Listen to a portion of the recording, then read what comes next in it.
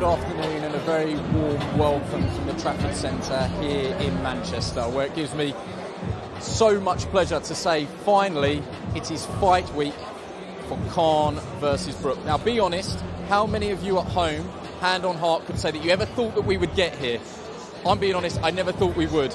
Former cruiserweight champion of the world joins me now, and Johnny, you were a mere teenager when they first started talking about this fight being made. Can you quite believe the surrealness of it, that we're here on Fight Week, that it is Fight Week, that the media workouts for Khan and Brook are just about to happen? Don't mind us. Andy, up until last week, I thought, let's just get into Fight Week. No accidents, no trip-ups, no sparring, broken a rib or broke my hand thing. I thought, I've been the first one that said this fight is never going to happen.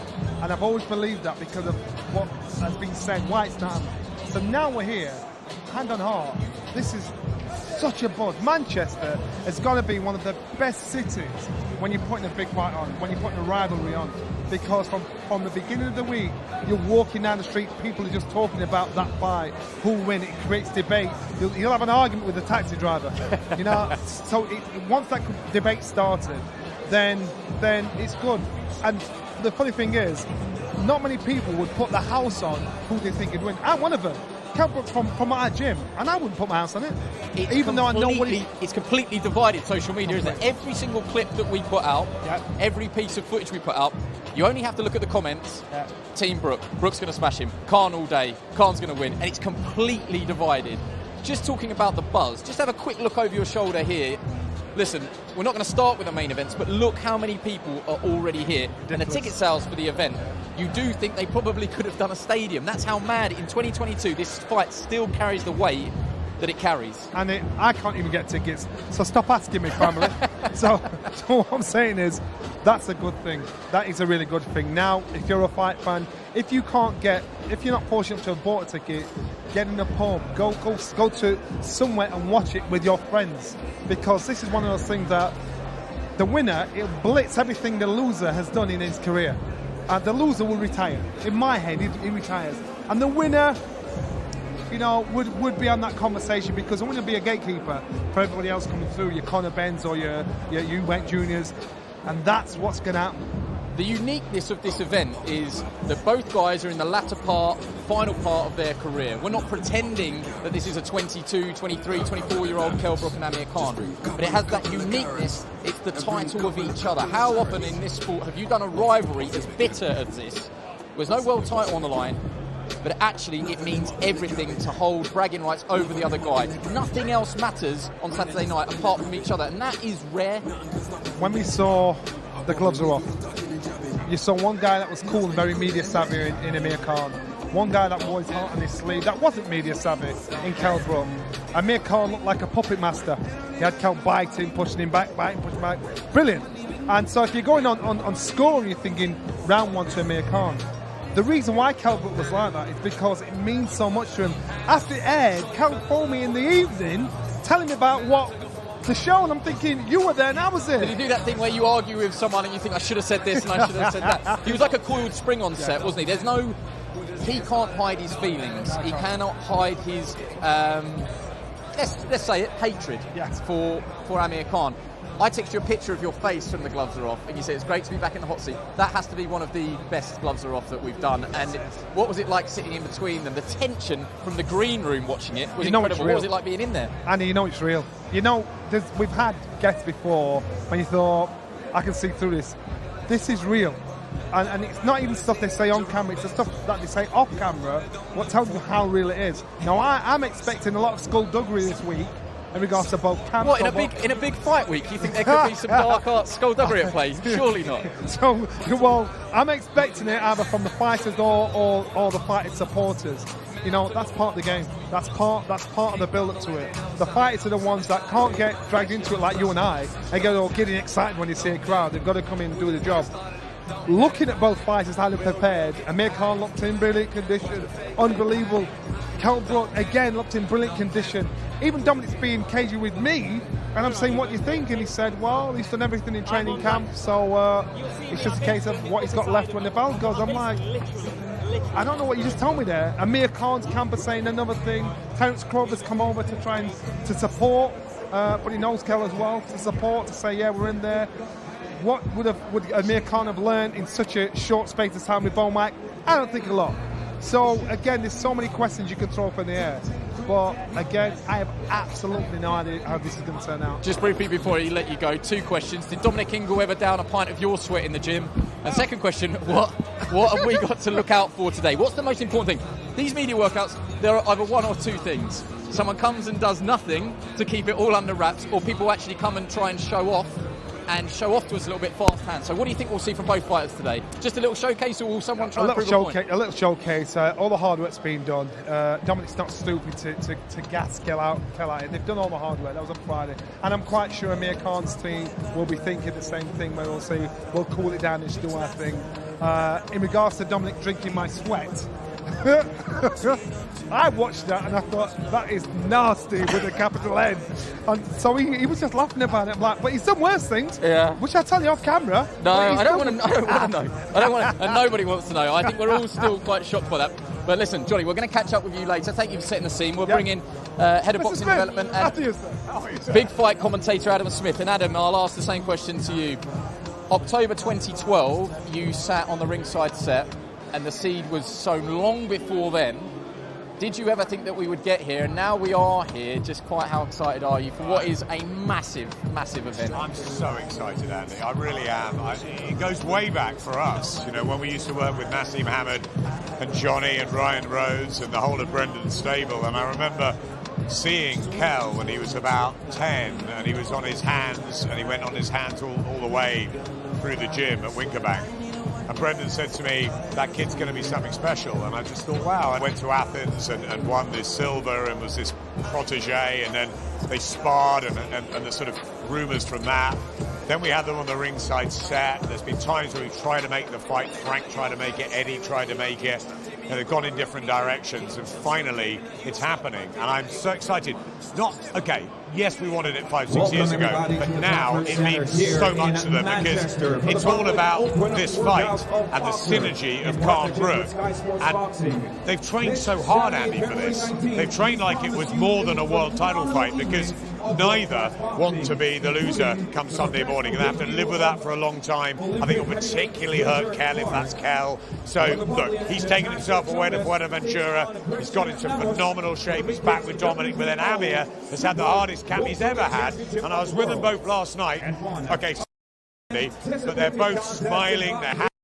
Look, wait till you see them. They look fabulous. Well, let's be honest, all eyes perhaps be focused on Kell Brook and the weight. That is a whole other narrative that we...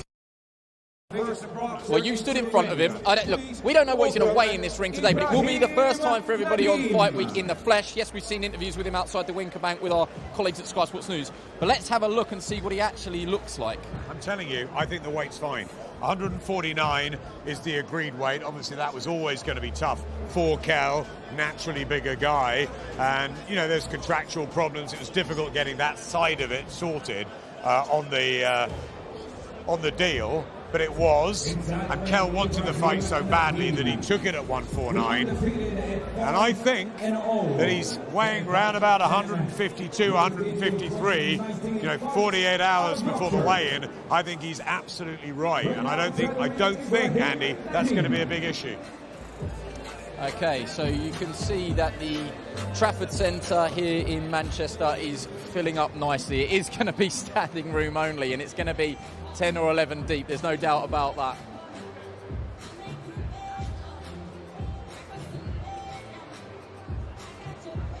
As you can see in the ring, one of our undercard fighters, Team Ibrahim Nadeem, who we interviewed in the gym yesterday. At Ricky Hatton's gym.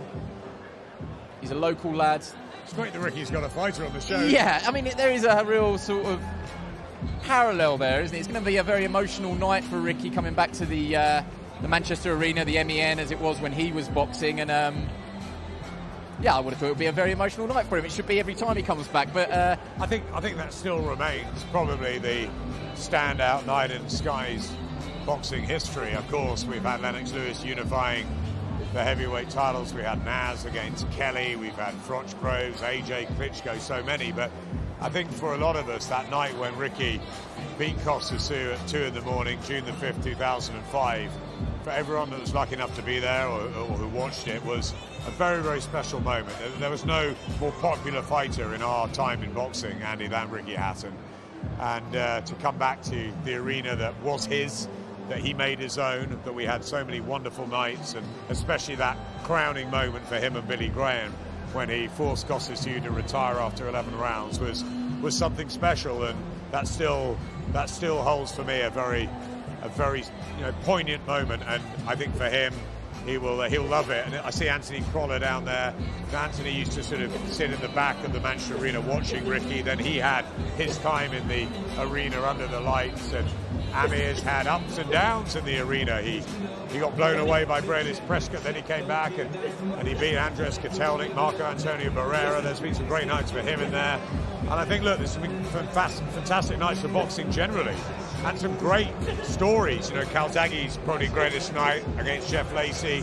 You've had the Crotch Groves one phenomenal fight, Nigel Benn, Eubank, everybody's fought there. And I think, yeah, it's a terrific arena. Mike Tyson, of course, against Julius Francis. So Manchester's going to be alive on Saturday, and the electricity is going to be phenomenal. And I hope Ricky just gets a thunderous reception when the fans see him, and I no doubt he will.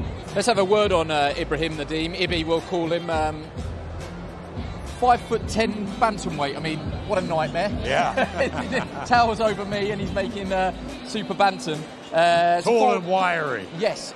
And I no disrespect to Ibby at all, but he's one of those that loves his fists to do the talking. He doesn't quite like the bright lights in the interview setting, but he's coming along nicely now. 5 fights, 5 wins. There aren't any stoppages in the column, but he is a very, very tidy boxer. He's got good people around him. You can see Blaine Eunice, that is there, putting the gloves on. Blaine will actually be in Bradley Ray's corner as well later on in the evening. You can see Stingray on the back of his shirt there. And Ibby was a very, very good amateur. And as you've already touched on, he's looked after by Ricky Hatton as well. And he's coming along nicely. He's in a 4-rounder against Taka Bembere. That'll be part of our Facebook live stream early in the evening. Well, the first thing I'd say, Andy, is it's a wonderful opportunity for Ibby and all the young fighters on the bill. Can you just imagine being that age and you get to box on the Kell Brook undercard? Do you know what? We're excited, so are they. I had breakfast this morning with Fraser Clark and the Azim brothers, and Adam and Hassan they just want to lap it all up. They want to take it all in, and I think it's a really good opportunity here for Ibby to showcase his skills. As you say, he's undefeated, but the most important thing is that it is a learning curve. It's an education. He'll never have experienced anything like this. It is, the Trafford Centre today. There's hundreds of fans who've come in for the big occasion, and just to be selected to be on that card is pretty special. So he's going to really enjoy it. He's got to obviously focus on his job in hand, but he's got no one better than Ricky, who obviously came through the system and then ended up fighting and headlining at the big arena shows to encourage him and to guide him. People think that amateur boxing and professional boxing is a smooth, seamless transition, but the blunt truth is they're two very different sports. Ibby's been very open, and the people around him, that the transition is taking time. You go from a very stand-up, point-scoring amateur to people looking for knockouts in the entertainment business side of the sport, but he's very, very well schooled. You can see from his work on the pads here, he's a very, very good technical stand-up boxer. He's crisp and sharp. You think? Yeah. At 22, the man's strength is still not there yet, and it seems like we're almost sounding critical for the lack of stoppages, but that will come in time, I'm sure. Let's be honest, you take one look at him, he's not going to be a bantamweight for long, is he? He's going to go up through the weights. There's no question about that when he fills out. But look, as I said, it's education, it's early days, and you've got to experience these to have a workout, live on the stream and cameras everywhere and photographers. This is big pressure, and he's just got to concentrate on his own career, but also take in, I don't know, Michael Buffer's in tomorrow, and big names are coming, and there'll be, Carl Froches and all that. I mean, there'll be a lot of people he's looked up to and seen on these big story occasions. And of course, with Ricky, and he needs to spend time with them, chatting to them, feeling what it's like, just getting the experience. So when it comes to whether he gets to the British, European, world level, whatever level he gets to, he'll be able to handle the occasion much better. It's all about learning. We should say that in terms of what Amir did for British Asians as an Olympian, he set the tone even on this card. You see Ibn Nadim and both the Zine brothers, who I'm sure will tell their own story later on about sitting ringside and seeing Amir and doing it, thinking, yes, we can do it as well. And those roots are already starting to grow. It's the encouragement, isn't it? The inspiration. I've just seen Paul speak as well here. He's been part of the Ricky Hatton story for 20, 25 years. He's with Ibby, so that's all really good. Here's Charlie Schofield in the ring. What an opportunity for him. Good English title fight. Very much looking forward to this. There's a couple of very tasty, we call them trade fights, Andy, on the card. You mentioned Brad Ray earlier, and that's what we want. We want local fighters, opportunities for the unsung heroes, as well as the stars, the bright stars of tomorrow. Okay, so I do know a little bit about Charlie because Kevin Marie, his manager, bumped into me outside a notorious fast food outlet earlier in the day. I wasn't... Were you not partaking? No, but not many people will believe me at the moment, but I wasn't partaking. But he said that Charlie Schofield is the nicest guy in boxing. He's too nice. He needs to get a little bit... been with the nicest guy in boxing. His name's Anthony Crawler. Yeah, well, he's got a rival in Charlie. Okay. And again, I feel like I'm standing in a hole, but he's 6'3", super middleweight. He towers over almost everybody that he fights. He's a very passionate Man City Blue. He's no Aces fan. Another one that walking out of this arena is just going to be incredible. Should I tell you now then that we're expecting a fair amount of the Man City players and some of the big names to be ringside on Saturday night, so that would just give right. Yeah, well, I saw Raheem Sterling had FaceTimed Amir yesterday, and Raheem went on to score an absolute worldie, so success is obviously breeding success with those two. I know the Liverpool players are all wanting to be there, but there's here he goes. There's a final the week after, so I think Jurgen's doing the right thing after the Norwich game, keeping them in. They'll have to watch it on Box Office. I didn't know that you were a Liverpool fan. You never mentioned it. We'll get one or two from Gillingham there as well, Andy. Say no more. So Charlie Schofield, you can see his trainer there, Robert Rimmer, son of Bobby Rimmer. My lord, how many Ricky Hatton links are we going to do today? Bobby, great pictures of the night, the famous Costa Zoo night, as he's the one that noticed that Costa Zoo is being pulled out. Robert doesn't look any older. He's very much a Benjamin Button character. And they've got high hopes for Charlie. I was reading Charlie's notes. Lists amongst his favourite fighters Lennox Lewis for his jab. And you just think, looking at him there, it'd be silly not to use his jab. The ring that we're in today, he could effectively be standing on the opposite side and touch Jermaine Brown on the head if they were fighting in there today. He's got an extremely long reach. Just one blemish on his record, which he has avenged as well. He was part of the inventive pandemic boxing series where Dennis Hobson had some car park fights outside. Oh, that was good fun. Yes. I'm not sure Dennis had banked on the weather that he had to get through, but very well done to him and everybody that was involved in those promotions. Absolutely, and, keeping it all going. Yeah, very much so. So I tip my hat to them. And Charlie lost to Jordan Ellison on that fight, which he has since... Mickey Ellison, sorry, Jordan Ellison, what am I talking about? Mickey Ellison, which he has since revenged. He learned his lessons. What he went away showed was that he can learn from his mistakes, and he put it right. These two are pretty evenly matched, you would say, Schofield and Brown. Boxing News rankings, which are the Bible of boxing for us almost. It's a good fight, Andy. Yes, Schofield's at 14 and Brown is at 18.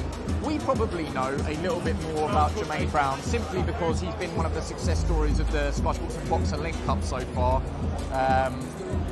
He's impressed on almost every single card that he's boxed on. But this is a really, really strong trade matchup. And you can see that jab, that's obviously the big weapon that Schofield brings to the ring. I love the fact that he looks up to Lennox Lewis. I think the jab is such an important weapon, such a tool, and it sets everything up. And certainly for the bigger guys like Lewis, the heavyweights, Larry Holmes, just what a jab he had. And I think it's sometimes not talked about enough. You see the way he's shaping up here, Schofield. Obviously, he's just looking to ram that jab in each and every time, and it's being clever with it. It's doubling up with it, and I think it's a good fight, this, with Jermaine Brown. Yeah, well, let's just give a little shout out to English title fights. I mean, well, we had a cracker, didn't we, in well, Cardiff? I challenge you to name a bad one, really. Who would have known that if you put two hungry prospects in a ring for an English title that it wouldn't deliver? You know, they really do, more often than not. We used to say this, Andy, fireworks. we used to say this about the British title, and the Lonsdale belt still has something very special about it. We had those cracking nights with Moore and Macklin and Alex Arthur and Michael Gomez and Derek Roach I was in contact with the other day, and his fight with Scott Dixon. Great British title fights. But I think the English title,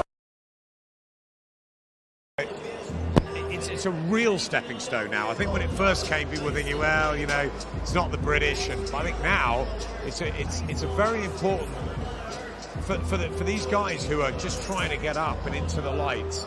And maybe they've been a bit lost, and the pandemic's not helped, so they've been, you know, just scrapping around, trying to get fights, trying to get work. Now they've got something to really aim for.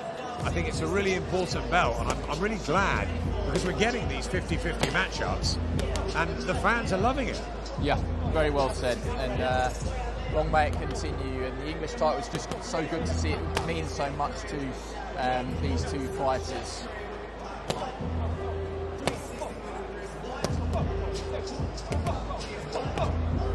So where's Bobby Rimmer? I'm looking, and I can't see him. I thought he would be here today, but one of the funniest men in boxing. Without a shadow of doubt.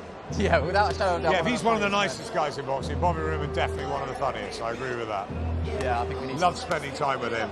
Although there's a fighter's code that Matt Macklin can never tell the stories publicly, so it's perhaps a conversation. He's told us privately. Yeah, it's a conversation for another day, no doubt.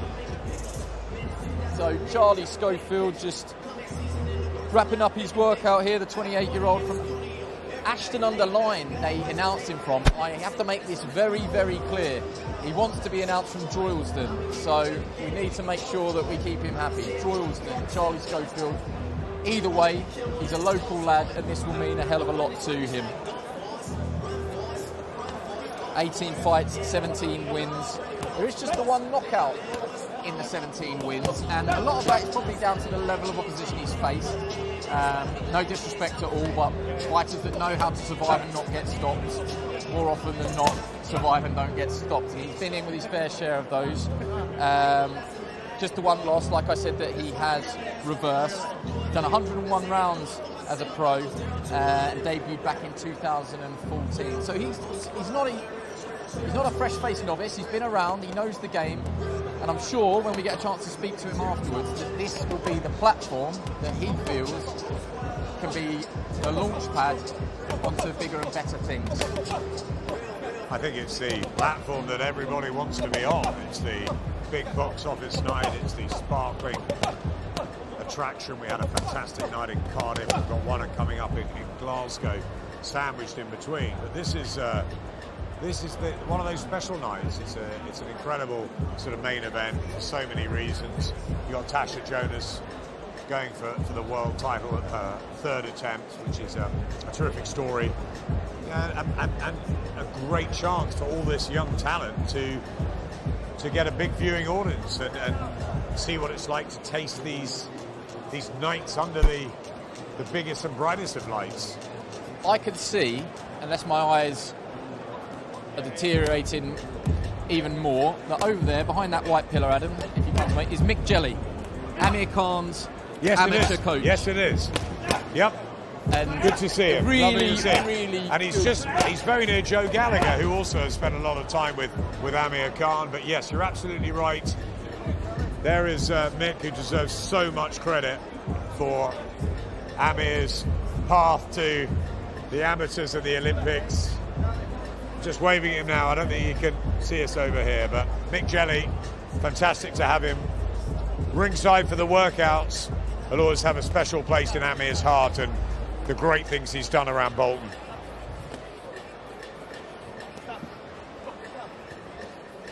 Charlie Schofield really going about his work and concentrating on really getting the precision of that lead left hand. So Mick Jelly, that is leaning over the barrier there. I've got a great story about Mick. Amir has always looked after him, and he said to him, I want you there, ringside on the night. My first Amir Khan fight in Vegas, I went to do Amir Khan against Devon Alexander. Amir was insistent that everybody went to the after party at Hakkasan nightclub. I took Mick Jelly with me. We got to the front of the VIP queue, and no disrespect to Mick, you can see that he's an elderly gentleman. They wouldn't let him in because he didn't have his ID with him. I think he was 80. But he was happy. He was happy. Great guy. Really lovely story. I seem to remember there was also something back at the Mandalay Bay involving a lot of food that night. But that was a wonderful performance from Amir against Devon Alexander. I think probably his best ever, although... They say the Zab Judah performance as well. It's a toss-up, really, you can say. No, I think the Devon Alexander. Okay, so just while Charlie makes his way out of the ring, hopefully he's going to make his way up onto stage and join us. Please welcome Christian Namos. You can just see, whilst we wait for Charlie, Chris Namos is making her way into the ring. Two challenges, obviously, for this vacant world title. She will face Natasha Jonas as Charlie makes his way to join me. Charlie, just on that mark there. Charlie, they weren't joking. 6'3" at that weight. You can stand on the opposite side of the ring and touch Jermaine Brown on the head. Is the key to use your natural advantages here, your long levers? Yeah, definitely. I feel that's what I'm best at, so that's what I'm going to put to work. I'm going to stay long, box nice, and yeah, it's going to be a good night. I just want to get it from you. What does this mean to you to be on this platform? You're a Man City fan. You're a local guy from Droylsden. Kevin Marie made sure that we got that in from Droylsden, not from Ashton-under-Lyme. But to come out of that arena, I mean, Ricky Hatton's boxed there. Oasis have played there. Probably going to be Man City players at ringside. For you, what will that mean when you hear your name at the top of the ramp? This is massive. This is massive for me. It really is. I mean, like I said, I'm from Manchester. Every time I go out in town, whether it be for a drink, a bit of food with the missus, or I'm going shopping, I drive past the MEN, and every time I'm just thinking I'd love to fight it there one day. And the fact I get to do it on a card like this, I'm over the moon. I can't wait for it. I'm going to thrive off the atmosphere in there. Being on the card is one thing. Being confident that you can win the fight is another. Jermaine Brown, we know a little bit more about him because he has boxed on the boxer shows under the new deal with Sky Sports, and he has impressed. What have you got to do to beat him? Yeah, it's going to be a great fight. Any fights for titles are going to be challenging. This is going to be a tough fight. It's going to be a great fight for the both of us, great fight for the fans. And, you know, I'm not going to give too much away, but we've got a game plan there that's set in stone, and I'm looking forward to putting it to play. Don't often get said about you, but to me about fighters, but Kevin Marie and Robert Rimmer, your coach, say he's the nicest guy in boxing. If anything, he's too nice. Would you accept that? Have you got to get that sort of cage lion mentality a little bit, or will it not matter? On the night you will have that devil, respect stops at the first bell? Listen, you know, it's great that they say I'm a nice guy, and, you know, I like to think that I am as well when I go about my business, but you know, Saturday night, I'm a different animal when I'm in there, and I can't wait for it. What will it mean to you to be English champion finally? Everything. I'll be defending that on Saturday night. I can't wait for it. Charlie, thank you so much for joining us. I hope you enjoy it, and I wish you all the best of luck with it. Thank you very much. You can go off the way you came on, Charlie. Top man. Okay, so I'm very interested, Adam, because you again have had a little bit of advanced knowledge. Yes, I have. With Chris Namos. Yes. What an interesting story. So Chris, I met her over breakfast actually yesterday morning, and had a good chat with her.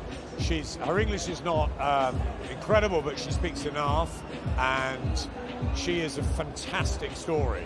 So she's a commentator for ESPN on Latin America. She actually called the Clarissa Shields Emma Cozen fight and the Chris Eubank Liam Williams fights for Latin America a week and a half ago or so, and she's had a week's notice. She is a proud, tough fighter, but she is an absolute sort of little superstar in Uruguay, bit of an icon. She's good friends with Anderson Gavani. He's apparently trying to come to support her at the fight, and she's a real character. She's a massive advocate, obviously, for female boxing, but she's a bit like Clarissa. She wants to do lots of different things, and yeah, she's just really excited to be here. She thinks that Tasha's made a mistake because of the weight. She thinks that it's just going to be too much for her, And it's a big ask, climbing up 3 weight divisions. But you know, Tasha has the skill set, so it's all a case of whether Tasha can stay on the outside and get in and out. And she should be too good for Namus, but it's the size. Yeah, it's very interesting because you set that up quite perfect there. There's weight classes for a reason. This isn't Natasha Jonas's natural weight class. She may well have the amateur pedigree, the better skill set, the better wins on paper, but she is stepping up into the unknown. And then you flip it. Chris Namus has been a world champion. Natasha Jonas hasn't. She's boxed on big platforms before. She will come over, I'm sure, with a pretty fearless attitude. That's basically everybody that spoke to her so far is she's thriving under the bright lights. She says she wants to be an absolute monster in the ring, but she wants to be beautiful outside it. She's an absolutely lovely lady. She really is. And she's come over here, not with a big team or anything, at short notice. She's very comfortable in her own skin. She's obviously very popular in Uruguay. And because of this ability to be a TV pundit as well, you can see what she's sort of made of. And she can fight. It's a good package. What about Tasha Jonas? Because I might lose you shortly. You might not be around for when Tasha Jonas is in the ring, but it really does mean that much to Tasha Jonas, and you do get the impression, I don't say it lightly, that if she's going to win a world title, she's going to win a world title before she leaves this game, it probably has to be on Saturday night. It is now or never. Let's be honest, Tasha Jonas is the darling of British boxing. You won't find anyone that doesn't like Tasha Jonas, and she's tried so hard. She's had a very, very prestigious amateur career. She's always been in the shadows a little bit. That fight with Katie Taylor she had at London 2012 was immense. The fight she had as a professional with Katie Taylor was immense. I thought she beat Terry Harper in the Garden, and I think she deserves this more than almost any other fighter, another opportunity. Ben Shalom promised that he'd get her the world title fight. It's come at a totally different way, but it is the opportunity she's got to seize now. She's now part of Sky's team. We talked about how Chris is, works for ESPN. Tasha's very much part of the Sky talent outfit now, but she doesn't want to rest until she's become a world champion. This is the chance, this is the stage, now she's got to deliver. Adam, if you don't mind, I'm going to get you to hand your microphone over to its new custodian of... Can I introduce him? The great Dave Caldwell.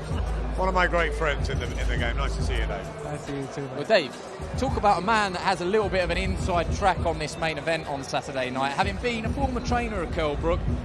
That, and the fact that you probably know Amir Khan as well as anybody else.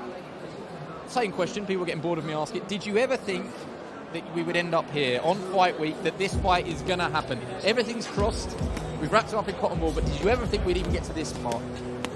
Do you know what? To be fair, you always hoped, and even when I was training back in the day, this was the fight we was always talked about. It's been talked about for years and years. I'm trying to figure out how long it actually is since they started being on this collision course. I think Boxing News ran an article when Kell Brook was 1-0. There you go. So there you go. Yeah, that's a long, long time ago. But I got to the point where when people were asking me, "Oh, Kell versus Khan, I was like, listen, I don't want to speak about it. Don't ask me about it because I'm bored of talking about it. Because there were so many false dawns and high hopes that kept getting squashed. People in talks. And I just gave up on it. I thought, it's not going to happen. If it does, I'll believe it when it's signed and then I'll get excited. Well, when it got signed, I got excited. And now we're here on fight week and we're at a public workout and I'm looking around, I'm looking at everybody hanging over the balconies. You've got so much crowd here, excited and with anticipation, people stopping you and talking about it. It's here and I can't wait. I genuinely can't wait. What's your assessment of what you've seen from both guys so far? Look, everything that's been released is very choreographed. Yes. Nothing's been released that shouldn't have been released, that they don't want you to see. From what I've seen, they both look like they could not have trained any harder. From first-hand experience, went out to Colorado Springs to see Amir, and he could not have worked harder. They put him through the ringer. Same with Kell Brook. You know that when he's with Dominic Ingle, that is a strict training camp. He's working very, very hard. What you've seen so far, not just fight week, but in the build-up, has your opinion been swayed at all? It keeps going left to right, right to left. It generally does, because I agree with you. There's so much pride and so much at stake, forget about the money. Listen, they're going to make an absolute fortune. We know that they're going to make millions, right? But they've already got millions. You get a point where certain fights come along in your career where it's not about the money. You want it to be about the money when it's negotiation, because part of that's pride, where you want to make sure that you're not taking them for granted, and you're not seen as the B side. Sometimes you have to give up. But when it comes to the fight itself, there's so much pride, so much at stake. Forget about what they've done with their careers. This fight is what people will talk about in this country. It won't be about Amir Khan fighting Canelo, Kell boxing Golovkin, both of them being world champions. Nobody will care in this country. It'll be about, yeah, but you got beat by Kell, or you got beat by Khan. I put it to Johnny, it's the title of each other. Yes. I mean, that is a scary thing. Kell Brook scared me on the gloves off, where he said, I have to walk with my head down for the rest of my life. I mean, talk about pressure. Talk about putting pressure on your own shoulders. I mean, Amir is a very good talker, and we spoke about the gloves off already about, he knows exactly what to say. But Amir Khan's under pressure as well. He knows that everything he's done from the Olympics onwards doesn't matter if he doesn't beat Kell Brook. That's scary. Okay, Dave, I'm just going to pause you there, because in time, Chris Namos with a translator. Chris Namos via a translator hopefully will be coming to join us, or not, or not as is. Unless she's coming the long way round, we're not going to hear from her just yet. But Dave, I'll bring you back into the hot seat. So Bradley Ray, I mean, he's given us no option. He went on the Matchroom fight camp, but it wasn't fight camp. It was one of the bubble shows. Demolished Lee Cutler in an unbelievable performance. Then he went on the Boxer show against Jez Smith in a Fight of the Year contender. He's given us no option. He's forced Boxer's hand to put him in the main show, and there's a lot to like about him. Have you got any dealings with him? Are you familiar with Brad at all? No, I saw the fight with Jez, because that was a fight I was all looking forward to, because we all know what Jez brings. Yeah, it was an unbelievable fight, wasn't it? and you knew it was going to be a good fight, and it was a good standout performance for him. Somebody who's auditioning really, to be a part of the stable and to be a part of what's going on at Sky Sports and Boxer. It couldn't have gone any better for him, and you know that because he's here now. Yeah. And you know for a fact he's going to go full throttle to go out and grab his opportunity on Saturday night. It's the biggest stage he's ever going to have had in his career, and potentially that he's ever going to have. So he's got to go out there and grab it. There is a link to your training days of fighters boxing in their hometowns, just how it's a blessing and a curse. Yeah. How on earth do you want them to enjoy it and almost take the positives of such an environment in a stage, but not for it to consume them and for them to box with a hot head and for them not to stick to a disciplined game plan.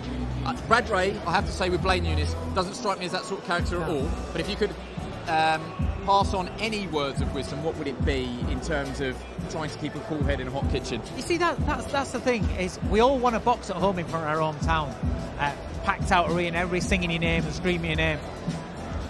But with that comes the pressure, comes the weight of expectation. And for young fighters and fighters haven't quite got there yet, it's a new thing. Now add that to the main event that is on as well, and the glares of the. You know what makes a big difference as well? It's things like us guys here talking about him in front of a camera, on a mic, the camera spotlights on him. That also burns energy. And if you try to impress, that is the worst thing you can do. Yeah. It's kind of like what I try and say to my fighters, because you can't tell them to ignore the crowd.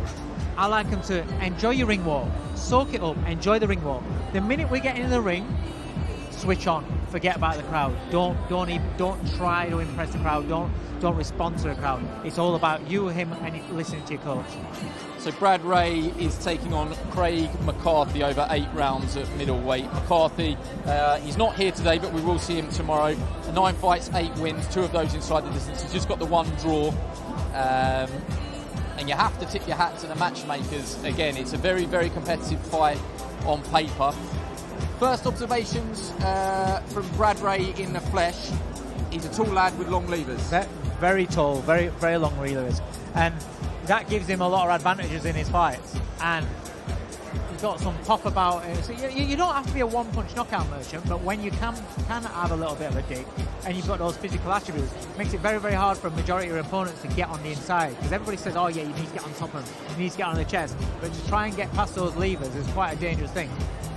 A very funny quote that he says that he must stop looking for a dust-up all the time. And that is the one thing. Why is it that naturally tall fighters with long levers want to try and have a dust-up and fight on the inside? I think, do you know what? I think because mainly there is this perception that, you know, tall fighters, once you get on the inside, you can beat them and they can't handle it on the inside. Sometimes pride wants them to get on the inside and prove you wrong.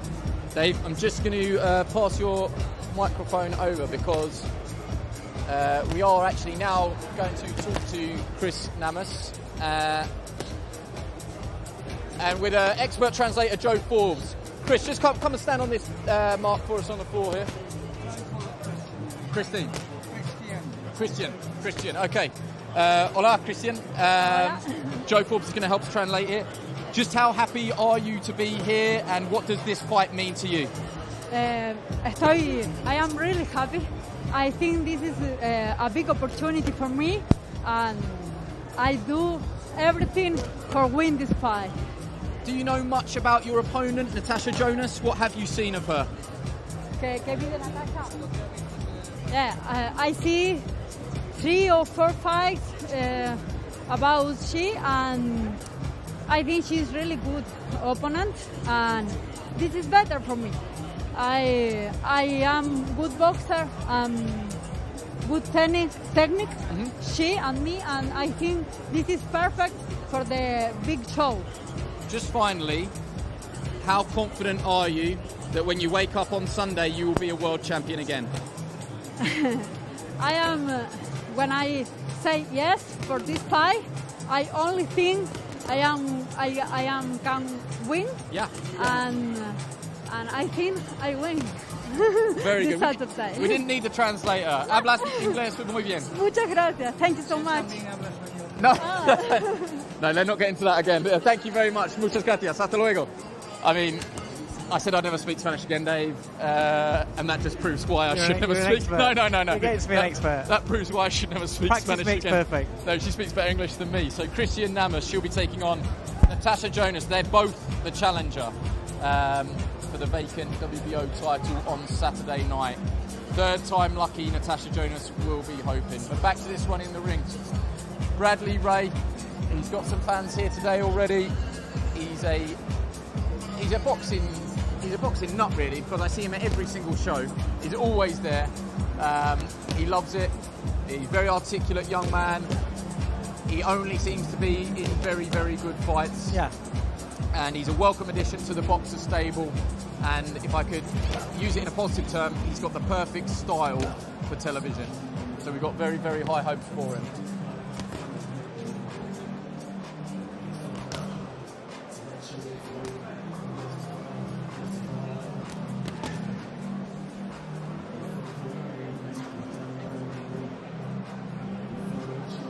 So that's Bradley Ray. It looks very comfortable in the situation here, because I know it's just a public workout, but when it's new for you, when you're not used to a big crowd like this, even just training in front of a big crowd, hitting the pads in front of them, you get a little bit nervous. You can become a little bit within yourself. But he's enjoying himself. He's looking out into the crowd and he's letting it flow. You know, it'll hold him in good stead when it comes to boxing under the bright lights on such a big event on Saturday. Yeah, and he's only 23 as well. Yeah. I mean, he's got so much time ahead of him, but if he carries on sort of the trajectory that he's on, and I know that Craig McCarthy will have very, very different plans from that, and certainly all the Irish fans that are watching this will be thinking that we're not giving Craig enough time a day, but we know in the trade that this is a very, very good fight. It's a very, very live fight. Yes, yeah. I'm not going to go as far as say 50-50, but I don't know what it is. It could be anything. It's a very, very good fight on paper. Dave, I'm just going to ask you to hand over custody of the microphone to Anthony Crolla, Manchester Zone.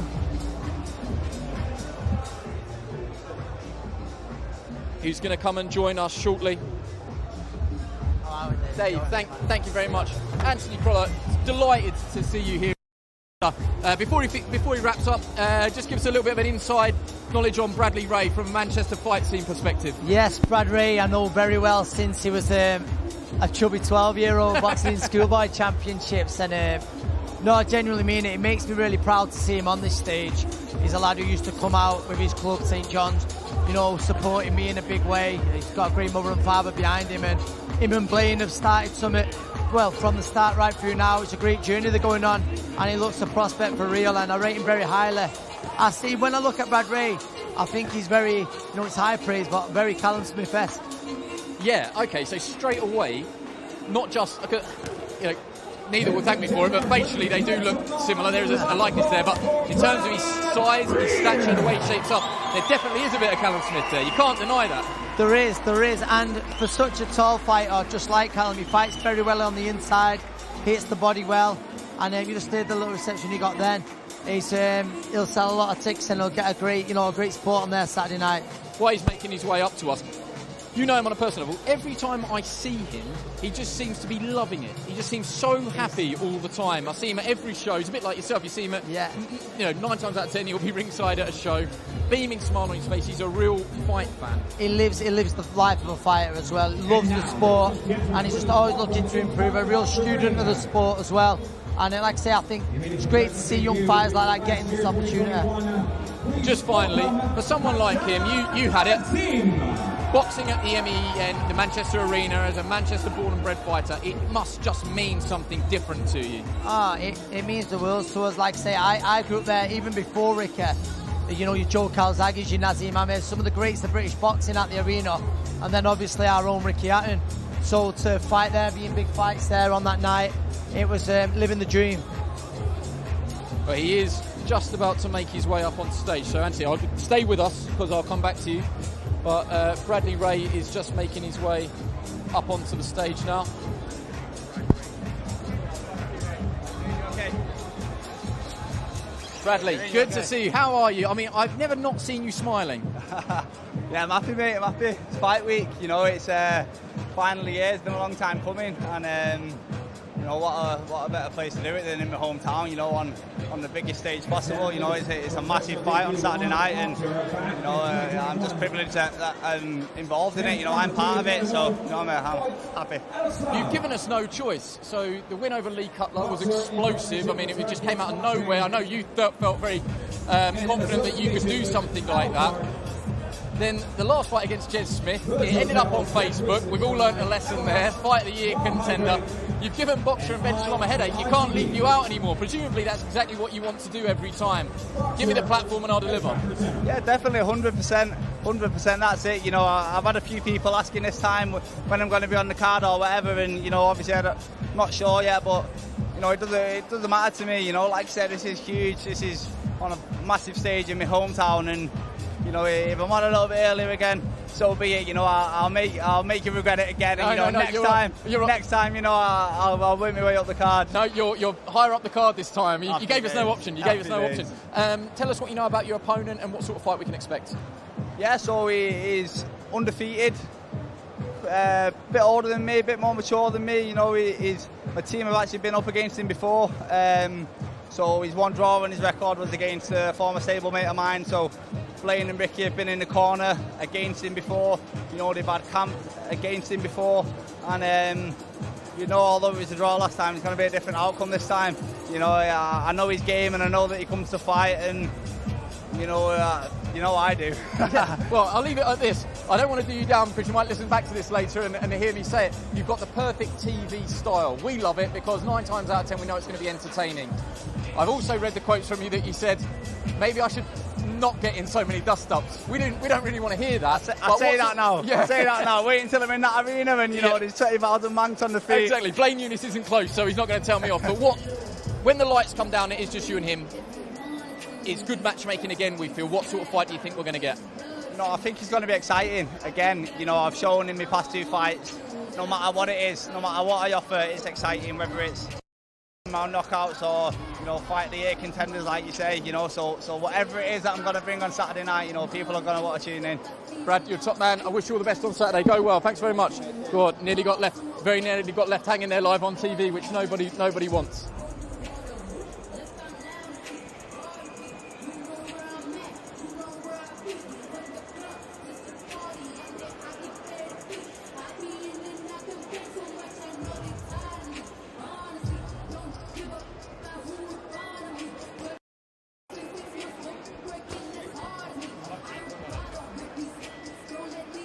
Okay, so if you are just joining us, this is the media workouts, the public workouts for Khan versus Brook at a stacked, packed out Trafford Centre here in Manchester. The main event fighters aren't even here yet, but it's, I don't even want to say how many deep it is. The balcony's full.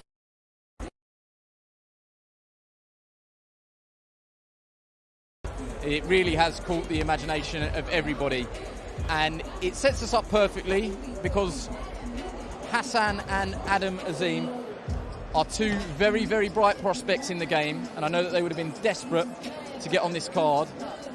And you can see Hassan Azim on the pads here with Josh Pritchard, and Anthony Crawler is back with us. You're on the fight scene, so I'm always interested. How much word gets around about the Azim brothers? Is it one of them that there's that north-south divide, so you don't hear too much about them, or is the word already got around that both brothers are very, very good fighters? The word has got up north, both very, very good fighters. I'm a big fan of both, and I think we seen last time out when there was both on the show at Wembley, they really made statements, the pair of them, and I see how highly Shane McGuigan and Josh, who's in the ring with him now, speak of them. That's a very good team, and to speak with the praise that they do shows that they've got very high hopes for them. We were talking earlier about Ibi Nadim and the transition from amateurs to pros. People just expect it to be seamless, but it isn't. One thing I would say very, very quickly is that both Hassan in the ring and Adam seem to have made that transition, and not completely, but they're making that transition pretty seamlessly. Why do you think that is? Is it down to the trainer? Is it Shane McGuigan knows that he's renowned as a very good pro trainer? I think Shane's a fantastic coach, and that could be a part of it, and probably is part of it. But also, I think a lot of that depends on the amateur background, and do you know how long you stayed amateur for? Was you on the international setup? How they had you boxing? Whereas I know Ibi, he was very much computer scoring for a good while. Whereas I think these two boys, I think they was always suited a lot more to the professional ranks. So Hassan, 21-year-old from just down the road from me in Slough, 1 fight, 1 win, 1 KO. All the sparring stories, Christ, I don't want to go there sparring stories because they mean absolutely nothing, but we know that they mean everything, especially at the same time. But everybody that has been in with him says he's very, very heavy-handed. Heavy-handed, sharp. I know, I'm not sure it was both. Was it Asim or Adam? I remember reading a story that Shane said just how well he was doing with Luke Campbell, who's unbelievable fighter. So that was Adam. That was Adam, and I think that's where they first raised some serious eyebrows of, wow, he really is going to be a talent coming through, and I think they pretty much earmarked him from then. Hassan, very, very dangerous ground that I'm treading on here because you're comparing brothers.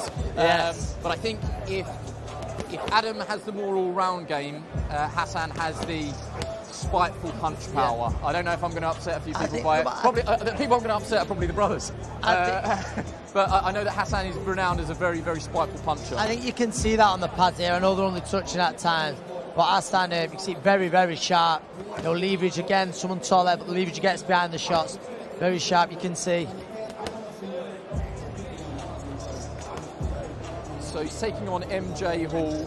It's 4 rounds at welterweight, and anybody that knows Matt Hall, very tough. I know Matt well. Very tough, and it would be a bit of a statement if he could get a stoppage. It would be, Hassan. I mean, that's terrible that we're already talking about when he wins, but let's be honest. No, he's expected to win and expected to win in style.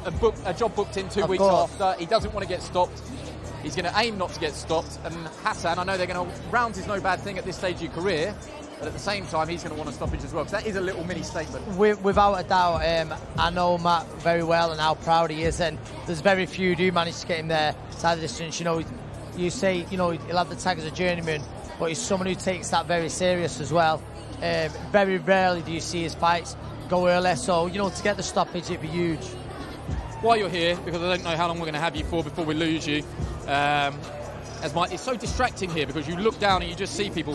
Fraser Clark, what an imposing figure. He's just walked into the room and he's wearing his Del Boy Trotter. Yes. You can't see him at the moment, he's down at ringside, but he is a big presence, but he's also got his Del Boy Trotter coat on because he is a huge Only Fools and Horses fan. But what an entrance. He really does look the part. And there is something about the heavyweights. Just as he's walked in there, he's just a little bit of an aura around him. What a big night for him making his professional debut on Saturday. There he is, Trotter's independent trading, just with his back to us there. Absolutely huge. I mean, listen, you've got to remember, Fraser, I think he was like Captain Marvel in those Olympics. And it was brilliant the way he got behind each and every boy and girl. You know, he was representing GB, perfect captain, but he also medalled there.